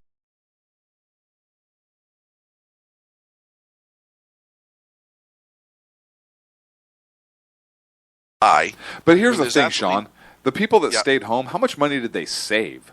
Like, they didn't have to buy a coffee that day. They didn't have to buy 5 cups of coffee and 2 meals during the course of their employment. No, right. But, so how much money did they save? See, why is it always a rain cloud with you? Why can't you ever look at the positives? It's a thunderstorm, and it's only getting worse. And I'll tell you right now, for the people of Baltimore, how many businesses who maybe were considering building or putting in a store or whatever, after this situation came out, they're like, yeah, we're not doing that anymore. Well, look, I know there were talks among the SHR media royalty that we were talking about different places to relocate the headquarters, and Boston or Baltimore came up. But now, that obviously is off the table. Right, so that leaves us. We have to have a meeting and start narrowing down our list. Right, yeah. So they lost that $1.25 in revenue, at least. $1.25. We're $1.75 on our worst day. Yeah. No, but it's true. There's a lot of businesses who may have been considering moving there who didn't. And or which ones will not rebuild now. Right. That's the other thing I was going to say is how many businesses are going to be closed permanently now that aren't even going to reopen? Wasn't there a CVS pharmacy? And CVS, I'll give them all the credit in the world on this, as they turned around and said, nope, we're going to rebuild and we're going to be right back in that community. It's our community. Oh, good for them. Very good for them. And crony capitalists, those crony capitalists. No, they're not, actually. They want to get back because they said we have employees. More importantly, we have patients that we serve that need medication, and we don't want them having to go to 18 blocks away to the next one. Look, obviously they're just an evil capitalist company, and they think that they're going to make money in that community, which is the only reason they're rebuilding. They wouldn't rebuild simply to help people in that community because they have patients there or whatever. So stop giving the company credit, Sean. They are an evil capitalist entity. Well, and the other financial loss. Thanks, Sacco. The other financial loss that we have to look at is lawsuits that are going to be put against the city from these businesses and entities who may actually have a decent case to turn around and say, yeah, you didn't do enough to protect us, and the city was neglectful in how they handled the rioting. Right, because you told your folks to stand down. Yeah. And loss and damages, yeah, you know what? CVS may just go the insurance route and go away, but if you're a mom and pop shop and insurance isn't going to cover it, and you have legitimate pain and suffering to you and your employees, there's money there. I think any good attorney will have that conversation in a second. So what you just said is an oxymoron. You said good attorney. Any attorney that's worth his salt. Or her salt. I'm sorry for my sexist partner. In ambulance chasing, will absolutely. Right. There goes the attorney crowd. All three of them. All three of them just shut us down. Wait, Megyn Kelly, come back. We weren't talking about you. we're so sorry. But that is that's all numbers that's going to come out down the line, and you'll never see that in media. It won't go to the forefront in media. Hang on a second. What do you mean it will never come out in media? We just put it out there. Yeah, but after this number, and you know this as well as I do, right. This number is going to get thrown out, and any other number that comes out, lawsuit, everything along those lines will be buried in page 8 underneath the classifieds, where Sacco gets most of his dates from. Right, and that. Actually, I got 0 dates. You're reading the wrong classifieds. Yeah, every time, I don't know why, people show up to my house with a dog as if I'm a dog walker. I'm not trying to go on a date with a dog. You're in the bestiality section, Just because I look Sacco. like a dog doesn't mean it's the bestiality section. They keep trying to show up to Sacco's house to walk him every day. They always show with the leash. I'm like, what are you doing with the leash? I'm not going to hang myself. They think Sacco's. It's banana, Sacco. They think Sacco's going to Comic-Con. It's like, oh, good. I'm Han Solo. You remember the part in Empire Strikes Back where they had Chewie by the neck collar? It's just like that. What if I told you I've never watched Star Wars? I wouldn't believe you, Sacco. You're a tech guy. There is no way you haven't seen Star Wars. Sacco, you probably have Star Wars underoos on right now. He does. Hold on, let me check. Oh, wow. No, How Sacco, did you know? Sacco, that's not a lightsaber. I don't care if you did paint it green. Stop making that noise, Sacco. That's just weird. Come here, Clint. Tag your it. That's cute. A little wet Q-tip lightsaber. That's cute. Oh, that's adorable. So, yeah, I mean, this number is that Baltimore threw out. This isn't a true number. This is just a number of appeasement, which has led to this entire incident that we're dealing right now. Is appeasement. At the end of the day... Appeasement. But at the end of the day, like Ferguson, like everything else, it's all about appeasement. These cities and towns... Do we have an appeasement counter for how many times Sean's thrown this word out, Sacco? You need to get on that. Yeah. Okay. I think we're up to 17, but I'm not sure. We have to go back and count. But that's, I mean, Doesn't is it, what led to these... It's horrible not having you in studio because you can't shoot dirty looks at me or throw erasers at me. We can't get into our eraser fight like we usually do. Yeah, I just blow kisses. You know what? If Sacco on the phone call, Sacco could turn on video and I could shoot dirty looks at all of yous. That's a lot of work. All of yous. What else can you All shoot at yous. me that's dirty? All yous. Hey, so we have 9 minutes for this segment left, but I want to get into the second part of the whole Baltimore thing. So over the Memorial Day weekend in Baltimore, which is probably I would have guessed the safest city in America because of all the gun control laws. But 29 people were shot, 9 killed, making this month the most violent violent for the city. All outside influence. What's that? All outside influence. Right. Yeah, I forgot about that. All outside influence. So Maryland has very strict gun control laws, and this violence now. I mean, this is you're talking about 29 shot, 9 killed. Just a few weeks after the riots from regarding the Freddie Gray incident, and I mean, what is going on in this city? Look, asked about the violence On Tuesday, Josh Earnest, our favorite White House douchebag, press secretary, I'm sorry, I was reading a different article, but it still fits. Senor douchebag. Yeah, he says, here's his answer, quote, "Obviously there's some common sense things we could do. Certainly passage of some gun safety laws in Congress that could keep guns out of the hands of criminals would be one thing that we could do to try to limit the violence." Hang on a second, jackass. 2 years ago, Maryland just passed a bunch of new gun control laws.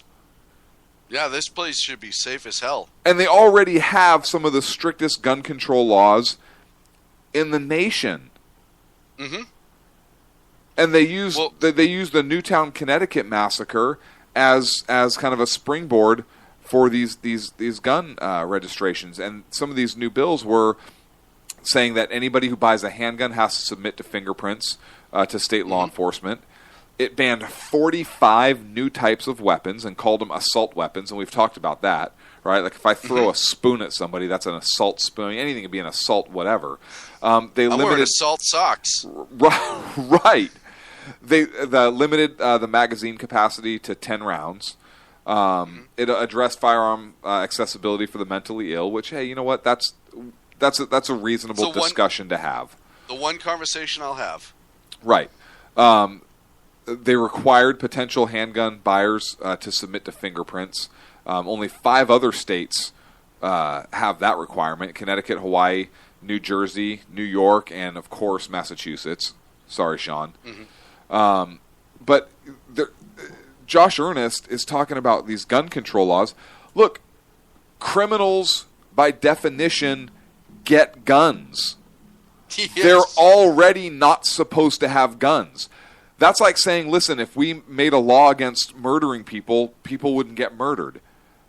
Right. Guess what? I'm pretty sure Maryland has a homicide law, and 9 people were killed over the Memorial Day weekend. Why don't we make drug laws, too? Because that's out of control, and it's about time we dealt with that. You know, this administration, with the ability to try to push their agenda through the tragedy of others, amazes me. It's like going into a restaurant every single day, ordering a coffee and getting punched in the face, but yet we keep going back and asking the question. We just can't help ourselves. Josh, what about the gun violence this week? Are you going to address maybe the fact that the city's falling apart, or maybe the fact that the communities need to own the problems a little bit more, and maybe it's all the guns' fault. Really? Right. Because you know what's weird? How many times now? I have a gun. And I think mine's broken. I just got a new one. Congratulations. I think mine's broken because mine has never got up on its own, run out of the house, and started shooting anybody. Lazy. It's a lazy gun. It's a lazy gun. I might have to take it back. I would at least have it checked out because something's wrong with that. I had the same problem. Both of mine, even the new one, it just doesn't randomly go off. It certainly doesn't seek out people wearing opposite gang colors or involved in narcotic activity or something like that and shoot them or cause them to shoot each other. And it's funny how, and we've talked about this for years now, Clint, but when are we going to stop blaming the inanimate objects for the actions? Well, we blame Obama, and he's kind of an inanimate object. I think automaton is a better word. Automaton. But, this is their way, again, to ignore what the real problem is. You have a city like Baltimore run by Democrats for 50 years. Mm-hmm. Progressive. People keep voting in Democrats, progressive Democrats. They have gun laws. They've stopped. Their arrest rate has dropped through the floor since this new mayor took over. It's dropped even further into the basement since the riots happened. Well, clearly crime's down. Crime is going way up. How can that be? Arrests are down. May is the deadliest month they've had, like I said, in 16, 17 years? Yep. And for people who don't realize, if you go back and watch the TV show The Wire, that's how Baltimore truly was in the 90s. It wasn't all that different. It was an extremely violent and horrific place, and they made some great lengths to make changes. But then people's feelings started getting hurt because, they're just targeting the guy sitting out on the stoop. Well, yeah, but the guy sitting out on the stoop has a gun on him. He's been to jail 14 times, and he's slinging dope from the stoop. Well, no, they're just doing it because he's black. No, he happens to be black, but committing crimes. Now, there's a gigantic difference. Now, I know you probably missed it, and you brought race into this show. Earlier, there was a Belgian Malinois police dog that saved his partner's life, and we actually taled about it. But we refused. Yeah, we refused to talk about the race of the dog because it was a black Belgian Malinois, and we didn't want to bring race or interject race into the show at all because we know Ken's listening. And so I know you missed that part earlier, but I just want to bring you up to speed that we were attempting to have a race-free show. I'm so sorry. Yeah, no, it's okay. And it actually started out with the Belgian Malinois, a darker shaded breed of dog, or a darker shaded Belgian Malinois. So we're trying to be PC here. So just to give you a heads up. You know what? I'm glad you guys are on the straight and narrow finally. I'm sorry I missed the memo. Yeah, no, it's okay. Check my memos. But listen, we see it all the time in cities. Every single time the police start making headway, the cry of racism goes up right away. Oh, this is just to target minorities. No, it's not. It's to target the criminality in certain areas. And if you have an area that's heavily populated by minorities, then percentage-wise, yes, you are going to have more quote-unquote minorities arrested in those areas. You know what my response would have been if I was Josh Earnest? I wait with bated breath. Yeah, I would have said, you want to solve the crime problem in Baltimore? Then I said that's a local issue, not a federal issue, and I suggest you take it up with the elected officials in Baltimore. Oh no, but it is a federal issue to them. That's the problem. Right, exactly.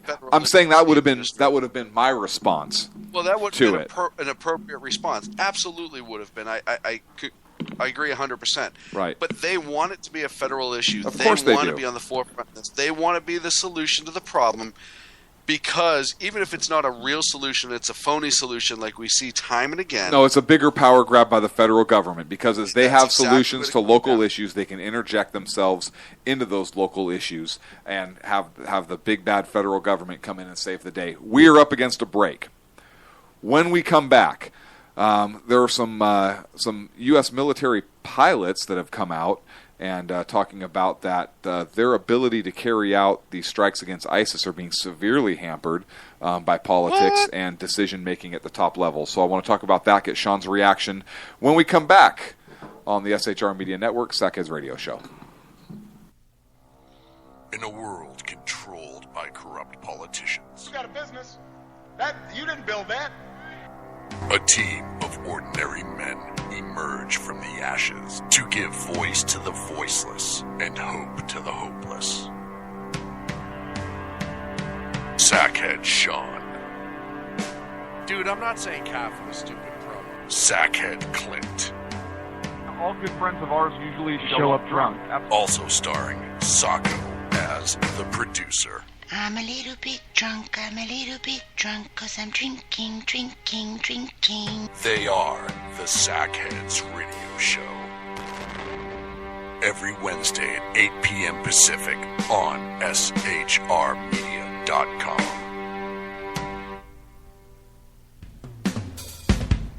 This is Tammy Jackson, inviting you to join me on The Tammy Jackson Show every Tuesday night at 7 p.m. Pacific on the 405radio.com. Put down that remote and tune into the show that covers politics, guns and the Second Amendment, religious liberties, sanctity of life, the military, and more. I host newsworthy guests and work hard to be a conservative radio show that's not like all the others. So save Tuesday nights at 7 p.m. Pacific for me, Tammy Jackson, on the 405media.com. Who listens to the Andrea Kaye Show? Let's find out as we eavesdrop on listener Roger Johnson in Encinitas. You know, if our policy is going to be bring any child who comes across the border, we have to take them in. Okay, so apparently Roger fell asleep in the middle of my brilliant political tirade, and now he plans to sue me because I put him on the air, sleeping. Obviously, he's a liberal. Snoring, not an option while listening to The Andrea Kaye Show, Tuesday mornings at 11 on Financial News and Talk. You know I'm right. Y'all know I'm right. Hello, I'm Matt, a student at Hillsdale College. Here is Hillsdale President Larry Arnn on the continuing relevance of the Constitution. Many argue today that the Constitution is outdated because it addresses problems peculiar to the 18th century. Some parts of the Constitution do read rather quaintly. Consider the injunction against titles of nobility in Article 1, Section 9 of the Constitution. But is that so outdated? The purpose of the injunction is to prevent the government granting special privileges to some for partisan reasons. This strikes at the heart of the rule of law. The crony capitalism so common today is a place where the government bestows favors and tax dollars on some businesses to give them a leg up over others. This is exactly the kind of thing the Constitution was meant to prohibit. The Constitution is not so outdated after all. This Constitution Minute was brought to you by Hillsdale College. To join the national conversation on the Constitution, go to constitutionminute.com. And we're back at Sackheads Radio. Sackheads Radio Show. Sean, are you with us? I sure am. Did Sacco leave you enough change, or are you going to run out of time? Because I know when we were on the break, fortunately our listeners couldn't hear it, but the operator came on and asked you to please deposit more change. And I know we may have some younger listeners that don't know exactly what I'm talking about. Fortunately, I was able to get change for my pesos. And I think I bought enough to get me through the next 26 minutes. So I think I'll be okay. Okay, well, yeah. Well, we're running until 27 minutes. And hopefully the conversion rate you didn't have exact, because I know you were doing the math in your head with all the decimals and so forth. So you may actually be okay. Okay, good. Yeah, I don't know. I don't know because I can't math. I can't math. You can't math. So good. I don't know because I can't math. That might be Sackhead quote of the week. Me want food. Well, you know what? The Clintons need to learn how to math. Because if they don't, they're going to get in a lot of trouble real soon. Who needs to learn how to math? The Clintons? The Clintons, yeah. That's not this segment. Oh, okay, good. Yeah, no, we can. If there's time, you can talk about that. Okay. So, the U.S. military, we have airstrikes going on against the Islamic State, and Fox News did an article that U.S. military pilots are complaining of an online article that their hands are tied in this fight against ISIS. And they had some confidential sources talk to them, some pilots and whatnot. And one F-18 pilot, said that he had groups of ISIS fighters in his sights at times, but was unable to get the clearance to engage them. And he expressed his frustration in the article by saying, hey, they probably killed innocent people and spread evil because of my inability to kill them. It was frustrating. Yes. And this goes all the way up to the top. I mean, this is a micromanaged approach to a war where we have now our pilots coming back that are frustrated, that are saying, hey, we cannot engage the enemy and stop this threat because of poor decision making and because of feet dragging that's occurring up at the higher levels. They're saying these airstrikes should take place in 10 minutes or less. And these are taking an hour, sometimes more, sometimes several hours, where they have to land with full ordnance because they couldn't get clearance to engage the targets that they had in their sights.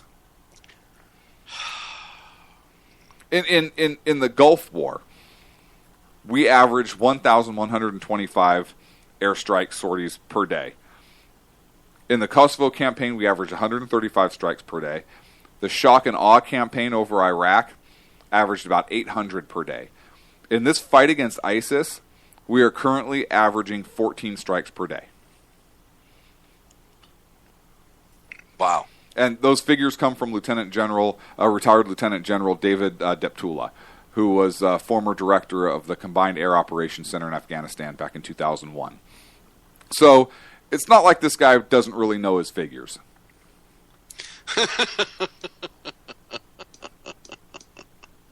Look, if the commander-in-chief said, if we have the enemy in our sights and our pilots can take the shot, take the shot. We are in a war. We need to defeat ISIS and make a statement. Obviously, that's not happening. It seems like what I'm getting from this is our pilots are identifying a target, requesting permission to engage, and then flying around while they disappear, or until they run out of fuel and have to return, and they bingo fuel and have to return, and they don't get to drop any ordnance. Mm-hmm. Well, this is what happens, and we start seeing this with Vietnam. This is what happens when you have politicians making military decisions. What should be happening, in my humble opinion, is that the president goes, hey, we need to launch airstrikes. I approve it. You run it. And step out of the way. And then your military brass, the people who actually know what in the hell they're doing, then makes the decision to engage or not engage. But you know as well as I do, this phone call is going from, or the radio call is going from the pilot to the headquarters to command staff to the White House. And somebody in that White House is making the decision. Look, in Vietnam, it has nothing to do. And McCain actually made a good point on Face the Nation, and it's not often we say this about Cuckoo McCain. But in Vietnam, the military used forward air controllers to identify particular targets and then called in airstrikes on those targets. Mm-hmm. So the aircraft could take off and then strike the target and leave the area. Why are we not doing that here? Why are we sending combat aircraft up and burning that fuel boots on the to ground. identify? We have no special forces that I know of on the ground that are able to identify targets and call in these strikes.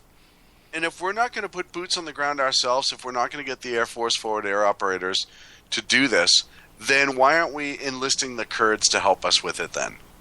And you know, the Kurdish... And I guess my guess is the answer would be because we would need to trust our own assets to identify the targets as opposed to a foreign force. Right, but we're already supporting the Kurds. Mm-hmm. They're already our only ally, if you will. Even if, you know, we have an observer nearby, and there's a million different things that we could do, and I don't know the legal technicalities of this, but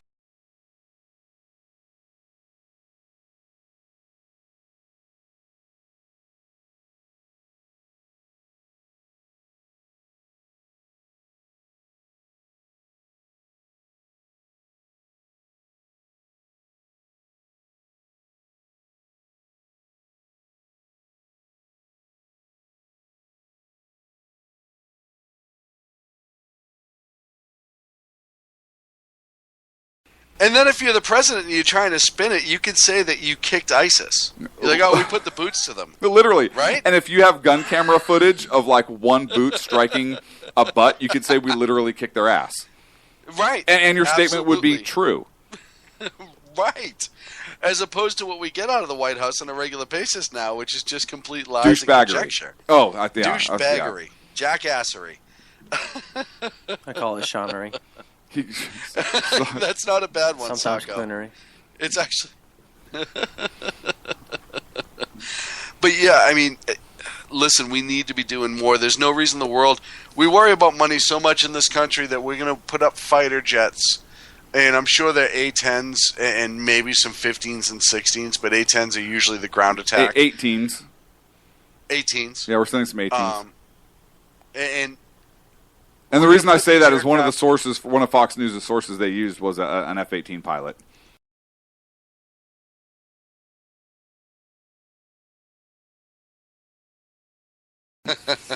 We have a camera on we put all this right money, now. ordnance in the sky, the cost of gas, the wear and tear on the plane, flying around, all this equipment to not do anything with it. It's almost like the red line all over again, right? Oh, if you do this, we're going to do that. Oh, we're going to put airplanes in the sky over you in Syria. We're just not going to let them shoot. Well, why even put them up there then? Why not put up somebody in a hot air balloon with a propeller on their head to wave at them as they fly by? Because what the hell you're doing is just not going to be effective. Listen, we know how to deal with ISIS. The entire country understands that ISIS is the biggest threat to this country, and ISIS needs to be eliminated. When is that going to work its way up to the damn White House? Mm-hmm. And why will they not have the testicular fortitude to drop some ordnance? And I said this back on the Garland shooting. That night, there should have been ordnance dropped all over northern Syria on ISIS positions. And I mean, it should have looked like broad daylight at 3 in the morning, nonstop for hours on end. Bomb them into submission. Say, all right, your play, send another one. You want to try this again? Go for it. Wait, it's going to get worse. But instead, it's just this false show of force which we know does not work. I mean, look at how the Iranians act. Look at how the North Koreans act, because we've never done anything substantial, right? They keep going and pushing and going and pushing and going and pushing. And we've talked about this several times on this show. Yes. There's no respect right now for the United States at all in the world. At all. Thank you, President Obama.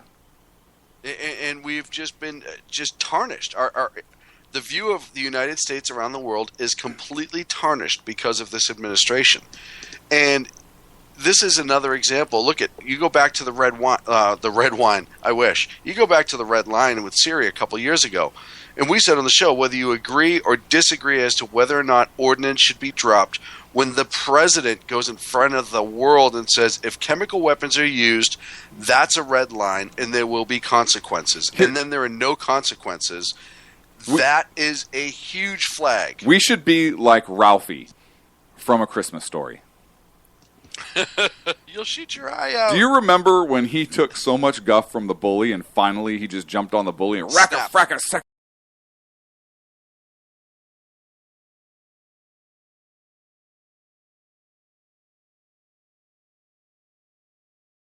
The problem is we shouldn't even be letting bullies have the upper hand at any time. And we do that. I mean, look at Russia right now. I read a report today, and I think it was on American Thinker or one of the other websites like that essentially turned around and said, yeah, Russia's massing a whole bunch of troops on the other side of the border against Ukraine. There's armor, missile carriers, all this other stuff.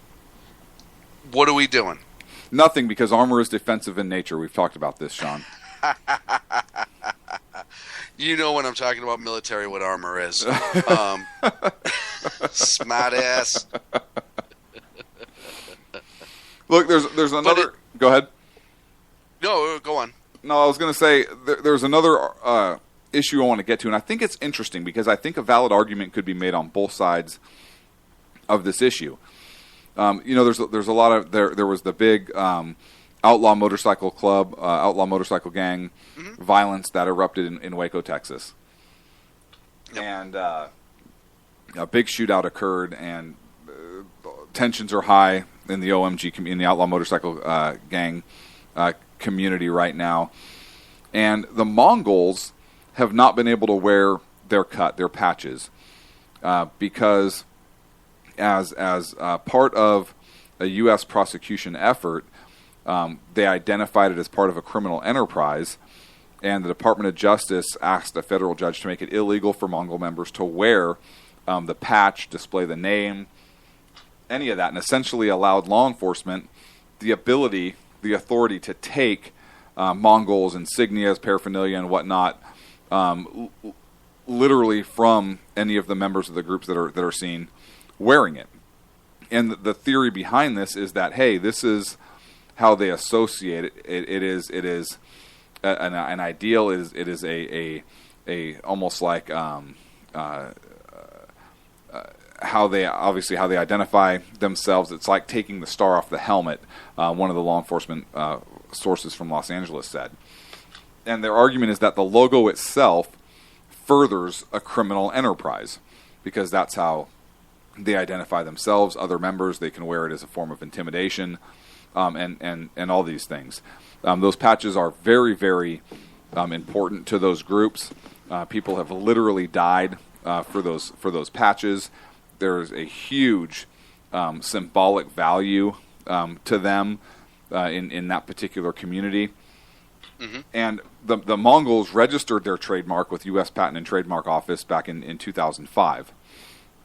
And after in 2008, there was a big raid from ATF where they had a huge arrest, a huge sweep, and a federal judge granted this injunction prohibiting the members from wearing, licensing, selling, distributing in any way any of their materials that depict their Mongol insignia.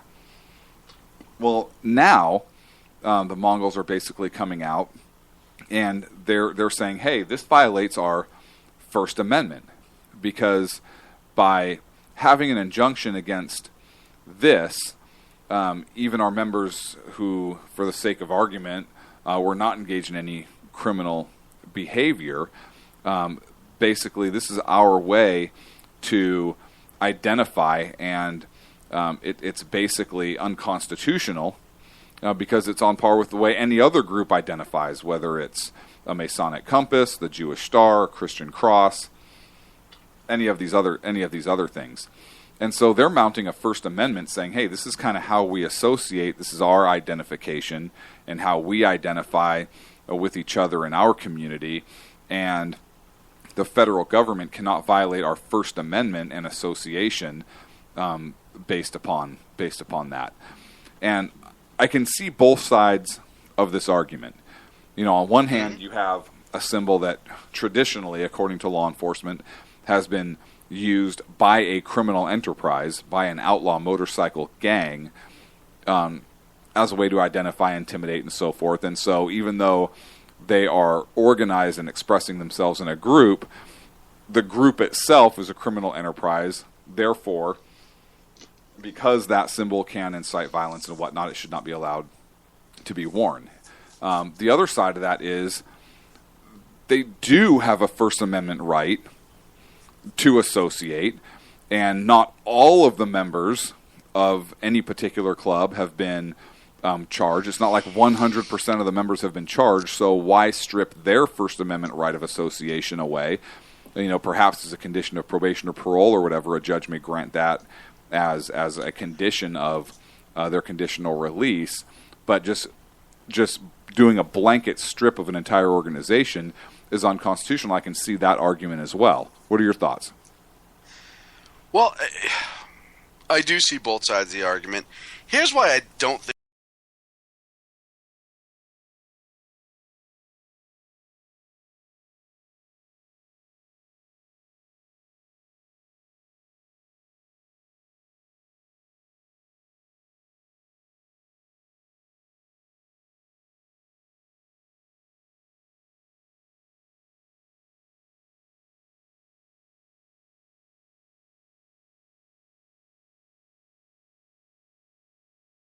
that particular group not being allowed to use that symbol on a judge's order. Now, you could also turn around and say, well, it's not a violation of their First Amendment rights because the judge isn't saying they can't associate. They just can't associate using that specific insignia. But how can a judge say that, let's say for the sake of argument, there are law-abiding members in that group, or people that have not been convicted of any crimes.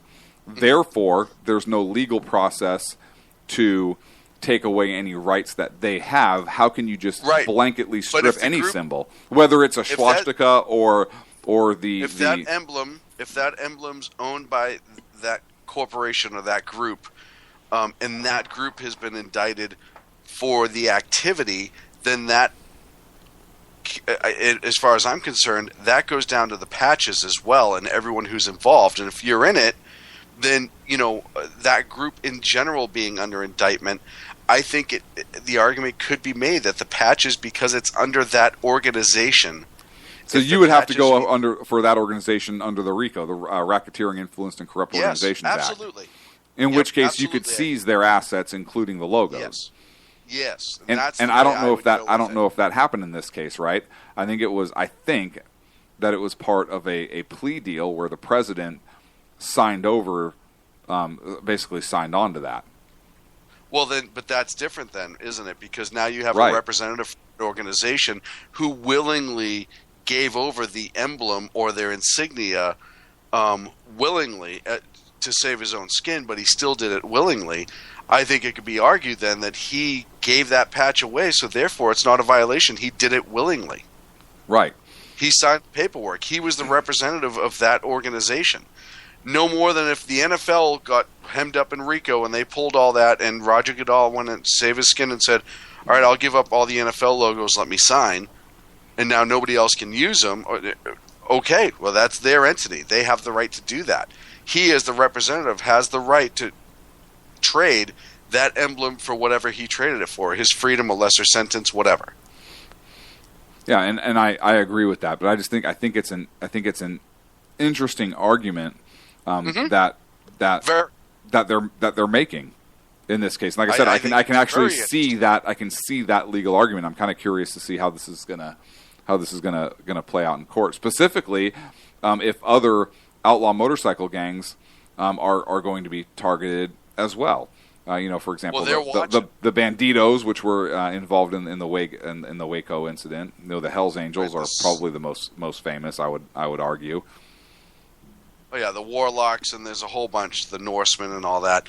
But I think the biggest difference here, Clint, that is that president willingly signed it over as part of the agreement, and he was representing everybody in that organization, and he was the representative of that organization. And he essentially said to his entire club, hey, we're giving up our logo, whether they voted on it or not. And again, I want to say I recalled something about that being the case. I don't know that 100%. So I want to be clear on that and not give any information or guess. I would like to see this tested, though. I want to see this tested in court, and I want to see what comes out. It's a very slippery slope, and I it is, and that's why I can see that argument of, hey, you have folks that weren't convicted of any crimes that you're stripping their ability to wear something. I'm not saying I agree with that point of view. I'm saying I think that's a valid argument that is going to be made. I think what will eventually happen is they'll go at them with the RICO charge, and under the RICO law they'll pull it, and then the argument's over anyhow because they've then ceased to the organization has is a criminal enterprise at that point. Right. And no different than La Cosa Nostra and all those guys. That's how the mob eventually got taken down, was through the RICO Act. Some like it, some don't. Usually the people who are arrested as a result of it don't like it, but reality is what it is. These criminal enterprise motorcycle gangs don't get a lot of coverage in the media because it's not sexy until Waco happened. Right. But there are a lot of dangerous motorcycle gangs out there that own neighborhoods just as much as the Bloods, Crips, and other ones do as well. They have clubhouses and communities, and it leads to these sort of incidents like what happened in Waco. We had one up in Reno not too long ago where I think it was 5 people were shot. Laughlin, Nevada. Yeah, Laughlin was another one. So it happens all over the country. It just doesn't get reported. Amazingly, and I know we won't bring up the R word, but the news doesn't care if a whole bunch of white guys on motorcycles shoot each other. Why do you bring race into it again? Because almost immediately mainstream media was asking, seriously, within hours, I saw a report, I think it was on CNN, asking if the police response would have been different had it been a majority of black people involved. Yeah, law enforcement engaged the motorcycle gangs that were engaged in violence on each other. What other response could there be? I don't know. Regardless of what race they were. And we're hugging. I don't know. But I think it was CNN that had some knucklehead on there asking about that right away, trying to compare. That doesn't narrow it down. CNN had some knucklehead on, does not narrow it down at all. But they were essentially trying to say, well, that was almost like a riot, kind of like Baltimore. There was no riot gear. There were no police with the riot gears. Well, no, because the police actually were active and immediately engaged and contained the situation. It didn't get to that level. Right. They didn't get together. They didn't get together and say we're gonna riot if this decision doesn't go our way or because of X, Y, and Z. Right. Now we have like a minute left, and I want to talk about this real briefly, Sean. The Pentagon says that live anthrax was shipped at various locations across the United States. Oh, shoosh. Oh, shoosh. Don't worry, I'm sure it's fine. Dude, I read that today, and who's the shipping clerk that put the wrong label on the wrong box? That's what I want to know, because that's what this comes down to. Was it a wrong label, or was it? Oh yeah, are these dead spores or alive spores? It doesn't matter. Put them in. They're probably dead.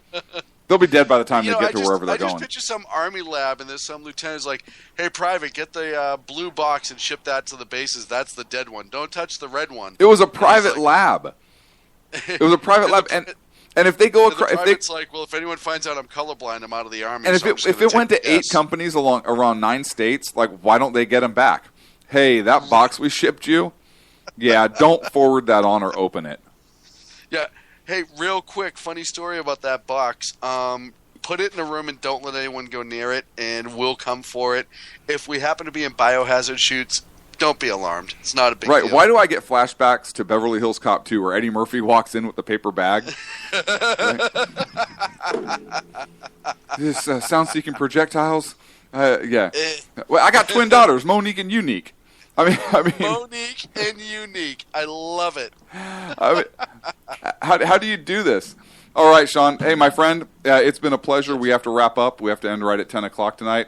It was a good show. I appreciate you calling in. Are you going to be available for a post-show phone call? Yeah, absolutely. And I appreciate you guys making the time in the second half of the show for me. We're glad you found your way, and you don't sound like you're dehydrated or anything like that. So we're happy you made it out alive. I think next week, based upon Sacco's behavior, I think he needs to go back to the cage, and maybe you'll be finally able to join us in studio again. I think your 2-game suspension has been served. I look forward to it. Thank you so much, guys. All right, brother. Thank you very much. God bless. And that's it for us here tonight on the Sackheads Radio Show. It's been a pleasure having you with us. Check me out tomorrow morning. That was Sacco. Check Sean out tomorrow morning. Go ahead, Sean. 12 East, 9 West, 1360 WNJCradio.com. And our friends? Right here. You can also check out everyone else right here on SHR Media.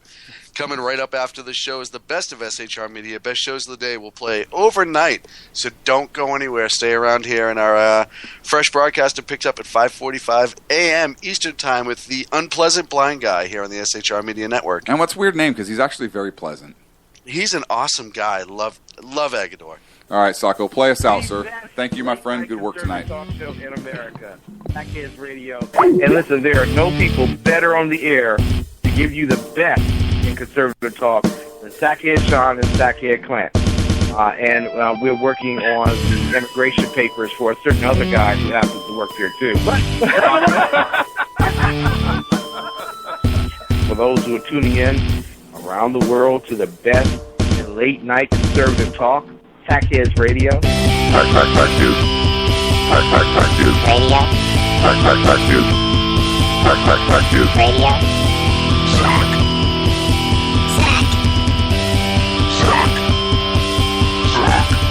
The best late night conservative talk show in America. In America.